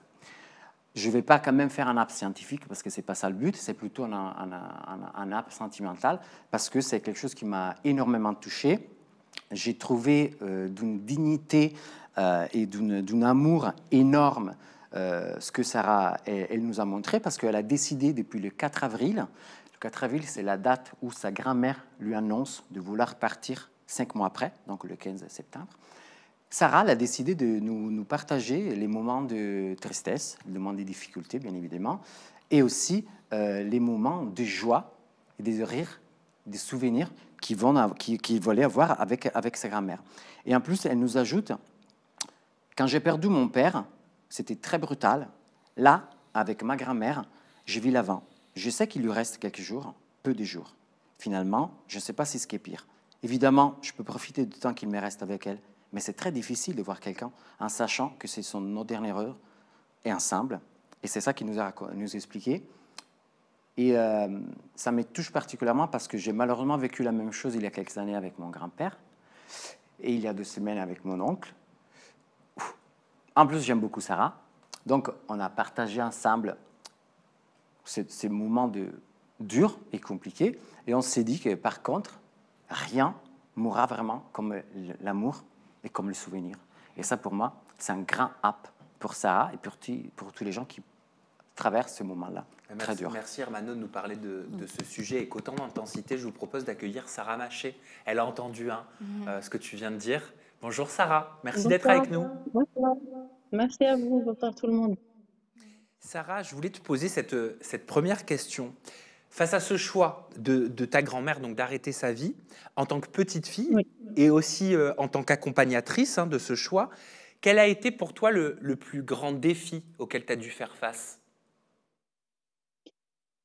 Le plus grand défi, je pense que c'est de savoir le nombre de jours qu'il te reste et de vivre avec ce compte à rebours et d'essayer de continuer ta vie normale, comme si tout était normal d'ailleurs.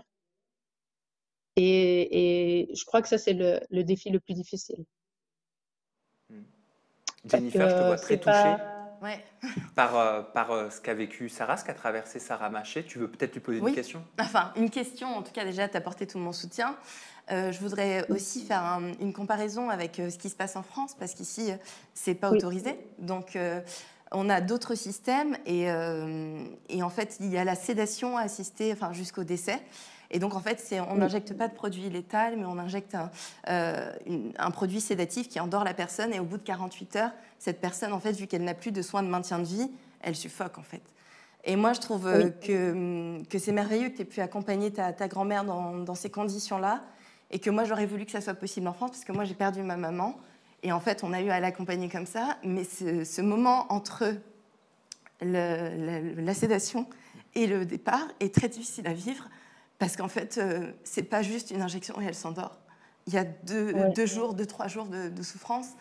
Et donc, merci d'avoir partagé ça, parce que tu ouvres le débat sur cette question qui est si délicate et sur laquelle j'ai presque pas d'avis. J'ai juste un ressenti et un vécu. Mais en tout cas, c'est bien de partager tout ça, c'est courageux de ta part et ça permet d'avoir des discussions comme ça et de se questionner sur cette thématique qui mériterait une émission spéciale parce qu'on a tant de choses à dire. Voilà, bon courage et puis merci pour tout. Comment on accompagne sa grand-mère dans un choix comme celui-ci, Sarah Maché? Écoute, c'est très compliqué parce que moi j'ai été longtemps dans le rejet, j'étais pas d'accord, on s'est beaucoup disputé à ce sujet parce que pour moi, la vie, elle se limitait pas à être diminuée dans ses mouvements, parce que c'était surtout ça l'élément déclencheur. Et je sais pas, en fait, je pense qu'on a une force en nous quand on aime les gens, on peut les accompagner bien plus loin que ce qu'on imagine. Mais pour nous, c'est un peu une mort lente, en fait. Moi, c'est comme si, je suis désolée, je suis très émue parce que je suis aussi très émue du témoignage que j'ai entendu, mais c'est aussi en fait, moi, mon deuil, ça fait des mois que je suis en train de le vivre. Et je sais que c'est une chance par rapport à d'autres quand j'entends ce qui se passe en France, que personnellement, je trouve scandaleux. Mais c'est très difficile de savoir qu'elle va partir lundi, telle date, à 13h.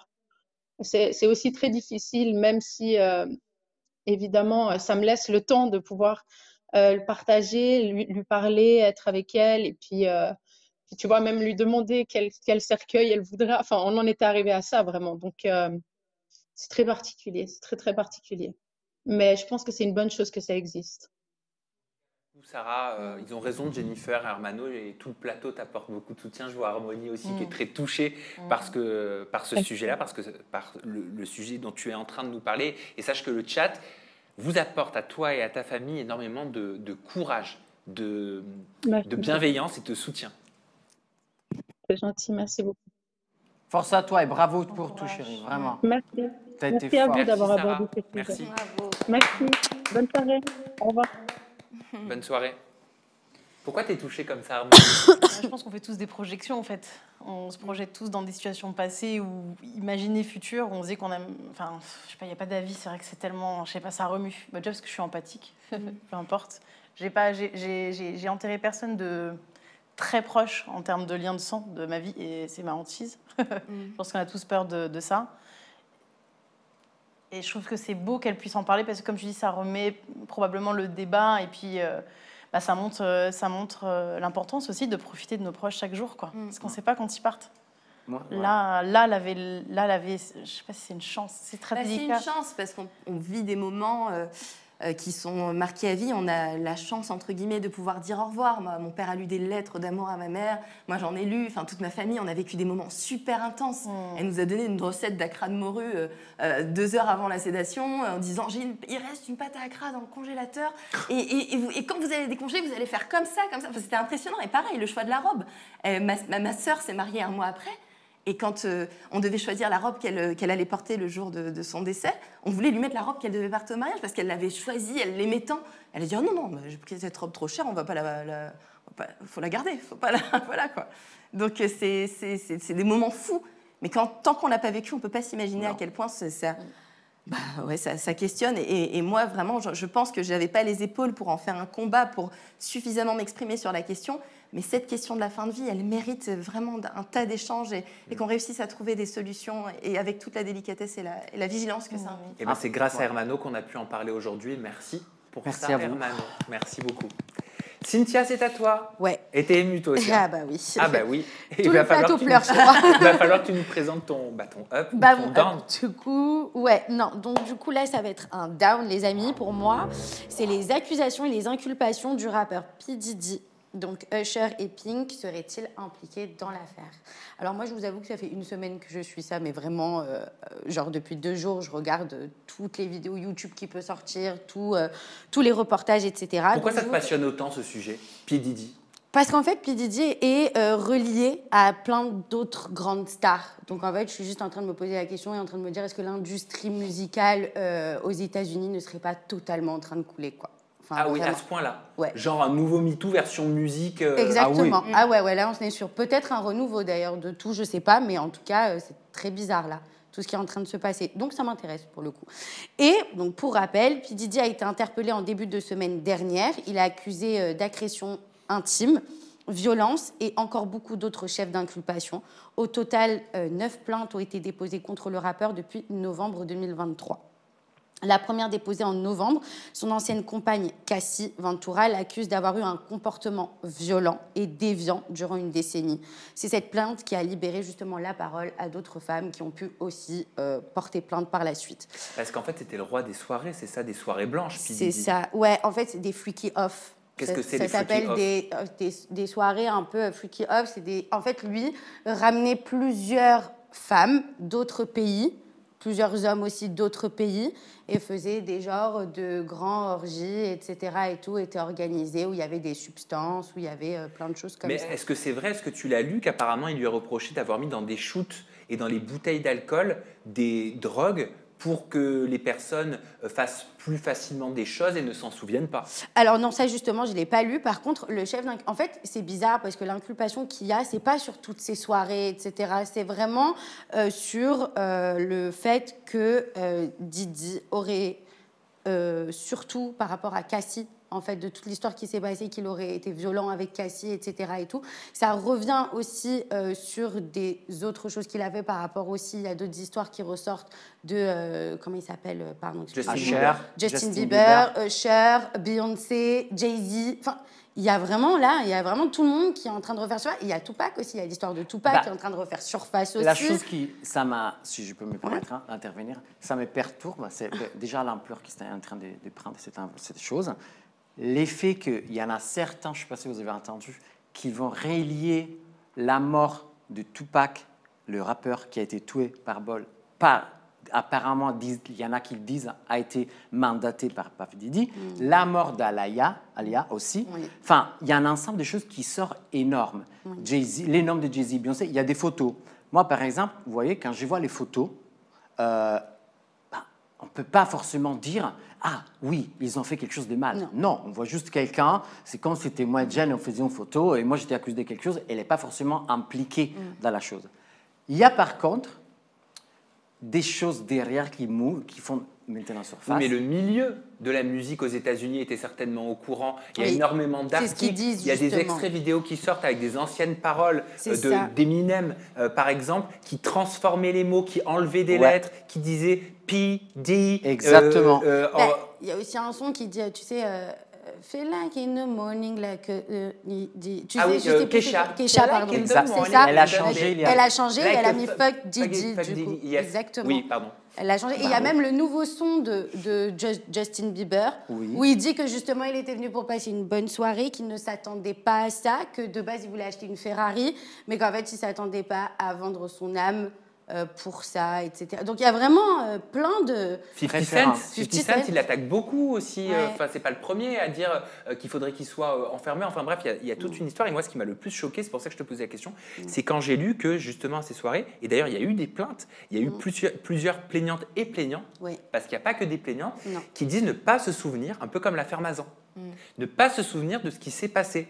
Elles seraient des femmes de joie qui étaient payées pour, qui se retrouvent le lendemain avec de l'argent dans les portes jartelles et qui ne savent plus ce qu'elles ont fait, ce qu'on leur a demandé. Voilà. Et qui se retrouvent sur des vidéos, les pieds et poings liés, ligotés, parce qu'ils se faisaient tourner les vidéos entre eux apparemment. Ils ont trouvé 2000 bouteilles d'huile de bébé dans le salle de bain. Je me suis dit, c'est faux, c'est pas possible. Pourquoi de l'huile de bébé? Pour des ventriglisses? On le sait pas.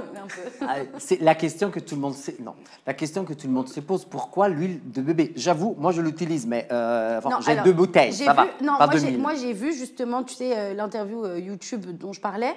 C'était en fait, à ce qui paraît dans ces soirées, ils ne mettaient pas de clim. Donc en fait, ils avaient tous un peu chaud, ils étaient tous un peu dans des états un peu seconds. Et l'huile, en fait, permettait de donner beaucoup plus de chaleur, beaucoup plus de sexitude à tout ça, sachant que c'était très glauque.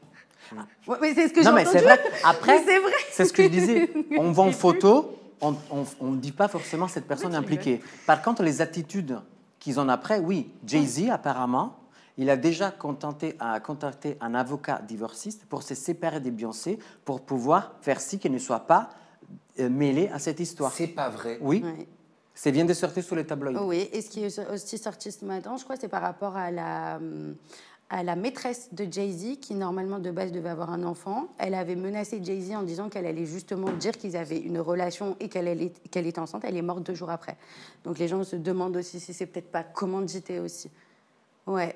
Ah, ça fait peur, ça fait froid dans le dos, ton histoire. Ouais. C'est un milieu. Ouais, non, vraiment, là, c'est un milieu qui est vraiment, tu vois, là, par exemple, voilà, les white parties et les freak off parties du célèbre rappeur. Enfin, c'est un peu triste, on va dire, parce que on se demande où est le glamour. Mais en fait, dans tout ça, il n'y en a juste, pas, pardon, finalement. juste pourquoi Usher et Pink? Usher, je pense, parce que Usher était dans le même label que P. Diddy, et Pink aussi, je pense. Je pense que c'était les 3. En fait, Usher, il a grandi avec Puff Daddy. C'était parce que Puff Daddy, il a commencé en créant, il n'était pas un rappeur, il avait des labels. Il produisait, il cherchait des chanteurs et des chanteuses. Entre autres, Usher. Et en fait, ils ont fait l'idée, et c'est ce qu'il est rêvé aussi avec Justin Bieber, il prenait cet nouveau chanteur et il le gardait dans son mémoire.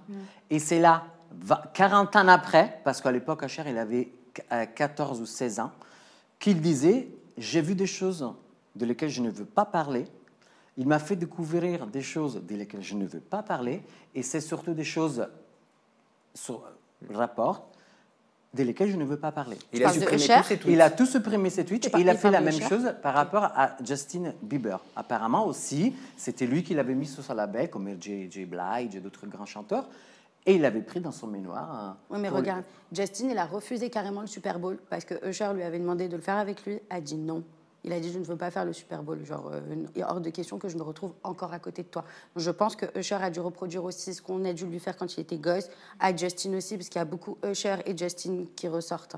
C'est vraiment les deux. En tout cas, on va suivre cette affaire de très près parce que c'est vrai qu'elle fait trembler les réseaux sociaux. Mais moi, ça me fait de la peine. Et il y a de quoi. Et au moment où on parle, il est en prison depuis une semaine. C'est ça. Et il a été isolé dans une cellule anti-mort. Voilà, on va dire ça comme ça, pour pas qu'il puisse faire des choses qu'il ne faut pas, pour qu'il puisse être Mais lui, démenti. Il voulait payer 50 millions de dollars pour pouvoir sortir le temps du jugement. Ils ont refusé la caution. Et sachez que beaucoup de tabloïds américains et pas que, ils disent que si jamais sa tête va tomber, il y en aura d'autres centaines qui vont tomber, parce qu'on parle de quelque chose qui date au moins 20-30 ans. Lui, il a 54 ans, je crois, quelque chose comme ça, donc de tout début. Et on parle de label mondial, donc même en France, en Italie. Oui, il y a des répercussions. Parce que s'il y a des grosses têtes, des gros labels qui tombent partout, il y aura des gros problèmes à niveau d'entraînement musical. En sachant que le 18,3%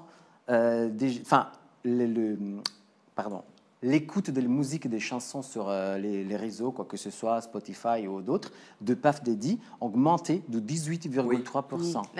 C'est une dinguerie, c'est une dinguerie. Mais là, c'est la starification. Pas forcément, j'ai entendu un psychologue qui disait que le public avait besoin d'écouter pour essayer d'identifier ce qui se passe dans la tête du criminel. Pour voir s'ils arrivent à comprendre, décoder quelque chose. Voilà, ce qui crée ce fantasme. Ou alors c'est juste d'entendre beaucoup le mot. Ouais, c'est ça qui revient. Aussi, puis Didi, et puis après tu demandes qu'est-ce que je veux écouter, hop, tu mets puis Didi. Je veux dire, il ne faut pas non plus trop intellectualiser ces montées d'audience, parce que je pense que ça peut être juste t'y penses. Quoi. Ma petite Jennifer, il y a la radio qui t'attend. Tu vas devoir nous quitter. C'est pas vrai déjà? Ben oui. Mais non, mais 19h10. Ça passe vite. Ah bah oui, déjà, j'ai même il y a pas la vu. radio qui t'attend. Où est-ce qu'on peut t'écouter dès qu'Aja est terminé? Sur Tropic FM, en libre antenne. En plus, vous pouvez même m'appeler, c'est trop cool. Tropic FM. C'est quoi la station? 92.6 en Ile-de-France, et puis c'est sur Internet aussi, et application mobile. Super, merci Jennifer, c'est de notre faute, on a commencé en retard. Donc c'est pour ça. Voilà, je te laisse te volatiliser. Oui. Comme courage, un petit colibri. Ce qui va ravir Hermano qui va se retrouver un petit peu plus proche de Bastos. Gros bisous. Et nous, on va pouvoir faire un Aja Advisor. Aja Advisor, vous le savez, sur Aja, ce n'est pas les hôtels qu'on note, ma chère Harmonie, mais ce sont les nouveaux programmes de télé-réalité. D'accord. Voilà, tu as déjà noté des hôtels? Non, je le fais jamais. Ah, tu fais jamais ça? Moi, mon mec, il adore faire ça, mais moi, non. Bon, Hermano note des quoi? Des plans. Sérieux? Non, je rigole. Oh, bah, okay. Non, je note pas. J'ai pas des listes cachées, voilà. Non, rien du tout. Mais dans ma tête, oui, je les note, je fais un truc, je vais les rappeler ou pas. Alors, c'était 10 sur 10, oui, lui, c'est 8 sur non. Ok. Et bien, tout de suite, c'est Aja Advisor. Allez, ça fait une semaine que le Golden Bachelor a commencé sur M6. Vous connaissez tous le Bachelor? Oui. Voilà. Eh bien, ils ont innové. Ça vient des États-Unis. C'est une adaptation. Le Golden Bachelor, le Bachelor, il n'a pas 30-35 ans. Il en a 60. Les prétendantes, elles n'ont pas 20-25 ans, ni 19, mais elles ont entre 55 et 67 ans. Ouais. Le Bachelor s'appelle Landry. Il est célibataire. Il est présenté comme charmant, comme étant riche. Je ne sais pas pourquoi, c'est précisé, et cherchant le grand amour. Côté prétendantes, elles sont 20 femmes dites accomplies, indépendantes et surtout bien décidées à écrire une nouvelle histoire et à retomber amoureuses, quoi qu'il en coûte. Et l'animateur de cette émission, c'est Stéphane Rothenberg, bien évidemment. Combien vous mettez d'étoiles au Golden Bachelor, Cynthia? Moi, c'est un 5 pour moi. C'est bien, je trouve, de refaire quelque chose d'ancien, avec du nouveau, mais avec des bachelors, du coup. Donc, en fait, je trouve ça sympa. Il n'y a pas que les jeunes qui ont le droit de rencontrer l'amour. Il n'y a pas que nous qui avons le droit de faire de la télé. Je pense que les seniors aussi. Donc, c'est cool, en fait. Moi, je trouve ça un top. C'est vrai qu'on a l'impression que c'est un privilège de la jeunesse de rencontrer l'amour. Et que quand tu es un senior, tu vois, tu n'as plus rien qui existe pour toi, à part l'amour. Et dans le pré, d'ailleurs, je vous ferai mon analyse juste après. Hermano, ton nombre d'étoiles? 5, j'avoue, moi aussi. En fait, c'est pas que l'effet que l'amour est joué par des hommes plus âgés ou quoi, mais parce que je trouve super méga intéressant, parce qu'ils font des histoires même eux, et c'est sympa, c'est drôle. Bon, c'est assez émouvant parce que lui, il a quand même une histoire, il est veuf, il a vu sa femme décédée face à lui. Enfin, les discussions sont profondes, c'est vrai. Pardon, non, veuf ou veuve? Veuf. Merci. Donc, c'est quand même fort émotionnellement, et je trouve super drôle. Moi, j'adore. Moi, je ne l'ai pas vu. Ah, t'as pas regardé? Mais pas vu, ouais. Comment tu expliques, Bastos, que malgré ces 5 étoiles données par Cynthia et Hermano, le programme est rassemblé seulement sur M6 à 21h10, donc en prime time, moins de 900 000 téléspectateurs? Je l'explique par le fait qu'ils lui ont tous les deux mis 5 étoiles, mais ils ne l'ont pas regardé. Ah si. Ah si. Ah ouais? Ah oui. Okay. oui. Alors, je ne sais pas l'expliquer. Faire du neuf avec du vieux, c'est possible pour toi? Bah si, regarde. Qui serais-je pour dire non? Mais excusez-moi, attends, mais là on critique, sérieusement, 900 000, à ton avis, c'est pas beaucoup, en sachant que des téléréalités, ils font des téléréalités comme Les Anges, les derniers Anges, ils faisaient 300 000. Pardon, c'est combien de téléspectateurs? Alors non, moins de 900 000 à 21h10 sur M6, c'est vraiment la catastrophe. C'était la 6e chaîne nationale. Non mais d'accord, mais, oui, mais on est quand même en train de parler d'une télé-réalité. C'est vrai que là, les audiences de télé, depuis un moment, elles sont grave basses. Donc en fait, avec ça, moi je trouve que ça va. Enfin, moi aussi. Alors, très honnêtement, je suis d'accord avec toi. Oui, je vois. Ok, d'accord. En termes d'audience, vraiment, je vous jure, c'est une catastrophe. Non, mais je te crois. Mais après, ils font rire, ils font des comparaisons en disant aux États-Unis, ils ont fait 6 millions. Oui, mais aux États-Unis aussi, on est 340 millions. Ici, on est 68. Non, mais c'est pas ça, mais c'est que sur France 2, en face, dans la saga de la rentrée avec Claire Kane, ils ont fait 2,5 millions. Harmonie. Alors, j'ai pas regardé, mais j'ai regardé les extraits là, juste du passage. Je vais faire un parallèle avec L'amour est dans le pré, pardon. Pourquoi ça cartonne L'amour est dans le pré? Là, j'avais l'impression que c'était encore très très beau. C'est encore très surfait. Tu vois ce que je veux dire? Ok, senior, c'est bien, mais il n'y a absolument aucune inclusivité. Genre, à 60 ans, elles sont toutes minces et liftées. Enfin, il y a un truc... Je sais pas, ça vous a pas surpris? Si. Elles sont pas toutes minces et liftées. Hein. Non, mais tu les vois, elles sont hyper élégantes, elles sont élancées. C'est le bachelor. C'est le concept du truc. D'être élégant, d'être beau, d'être riche. Ouais, mais ça expliquerait peut-être que l'audience, elle soit pas élevée, parce que du coup, il y a beaucoup moins de représentation. Alors que dans L'amour est dans le pré, je trouve qu'il y a beaucoup plus de représentation. Non, nous ne sommes pas tous des fermiers et tout ça, mais je trouve qu'on est beaucoup plus... En fait, je vois ce que tu vois ce que je veux dire. Je suis d'accord. Allez, oui, mais... une étoile. Attends, tu mets une étoile. Moi, j'en mets 3.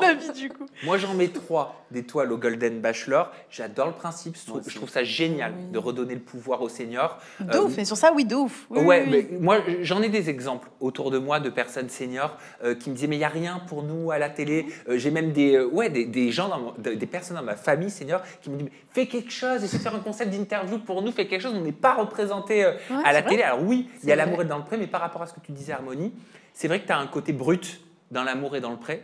Oui, c'est l'extrême, hein, c'est l'extrême opposé. Tout type de physique va être représenté, tout type de personnalité, tout type d'environnement. Là, tu as l'impression quand même d'être sur une image idéalisée du senior. Mais grave, mais moi, c'est ce que ça m'a donné comme impression tout de suite. Même si, tu vois. Je le comprends. Par contre, le public, il est jamais content. Je vous rappelle que la saison d'avant de la Villa de Corbézé, c'était des têtes neuves. Il y avait personne, c'était des inconnus.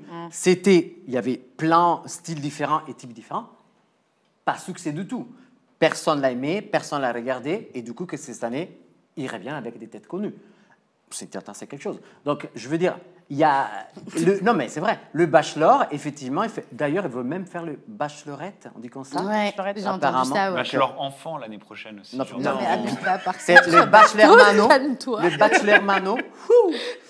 Tu viendras, merci. Je t'ai choisi. Non, mais je veux dire, le public n'est jamais content. Oui, effectivement, peut-être que tu as raison vis-à-vis d'un point de vue d'IMAT, c'est catastrophique vis-à-vis de la chaîne et des attentes, et aussi parce que tout a un prix, hein, donc le Bachelor, je pense qu'il coûte cher. Mais bon, moi perso, je ne m'attendais pas plus. Je savais qu'ils auraient été des gens comme ça, des madames comme ça. Lui, il était comme ça, je l'avais déjà regardé et tout ça. Enfin, c'est classique, c'est un classique, quoi. Ouais, oui, c'est classique, en fait, le Bachelor. C'est un casting bien spécifique pour le Bachelor, c'est ça, en fait. C'est ce que je pense. Moi, je ne l'ai pas regardé, donc c'est pour ça que je te donne mon avis sur une impression que j'ai. Ah oui, alors non, tu as les codes du Bachelor. On se souvient de la dernière vraie saison, enfin, non, pas vraie saison du Bachelor classique.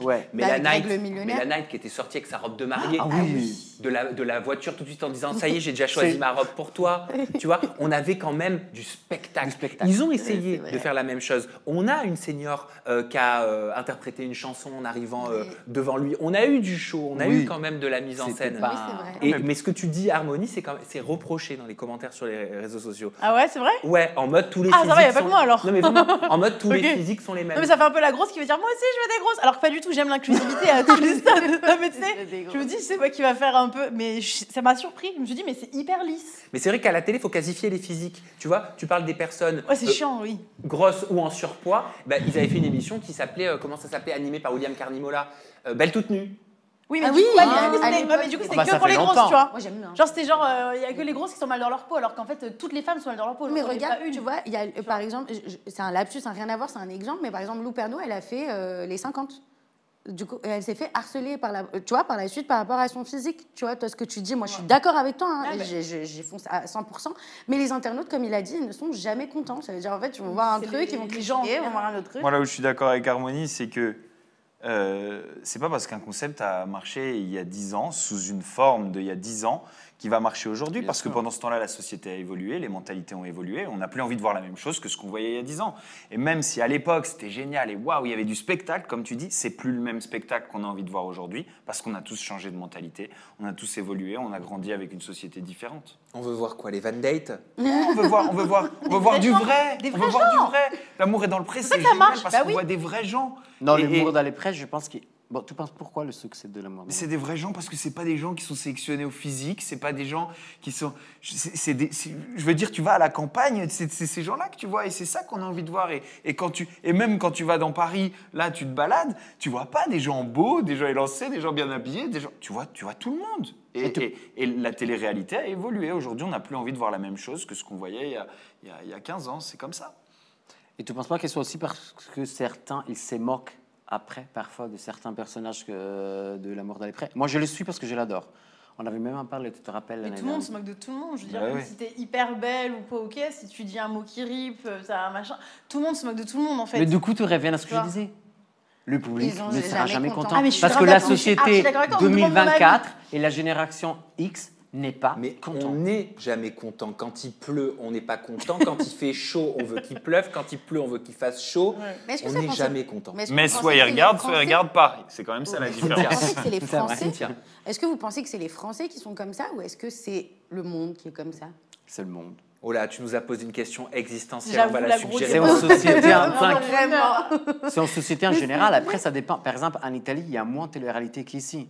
Mais l'état d'esprit de la société actuelle est très similaire. En Espagne aussi, par exemple, il y a moins de télé, mais tu vois, c'est plus suivi. Et ils sont plus dans un truc où la télé, pour eux, ça doit être quelque chose de vraiment, tu vois, c'est vraiment un divertissement. Et le problème, c'est aussi ce que nous, ou la télé, propose.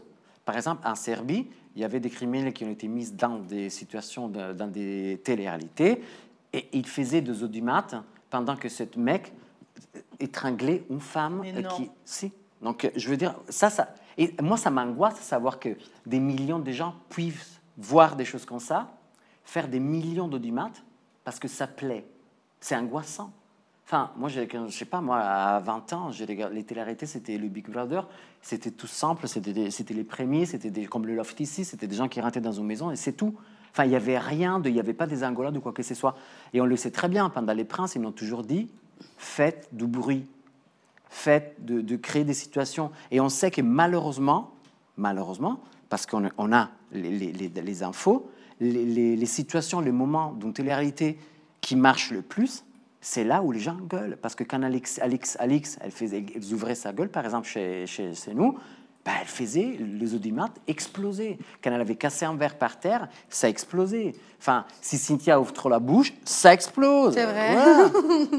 Bon, mais en tout cas, c'était cool de papoter avec vous pendant ce numéro 191. Ouais. Vous avez vu, on a abordé plein de sujets qui étaient tous différents les uns des autres. On a parlé influence, on a parlé télé-réalité, on a parlé musique, pop culture. Exactement. Voilà, c'était très riche. Ouais, voilà, les sujets étaient riches et variés. J'ai hâte de vous lire et de savoir ce que vous en avez pensé. Oui. Vous avez la barre de commentaires, le chat pour ça.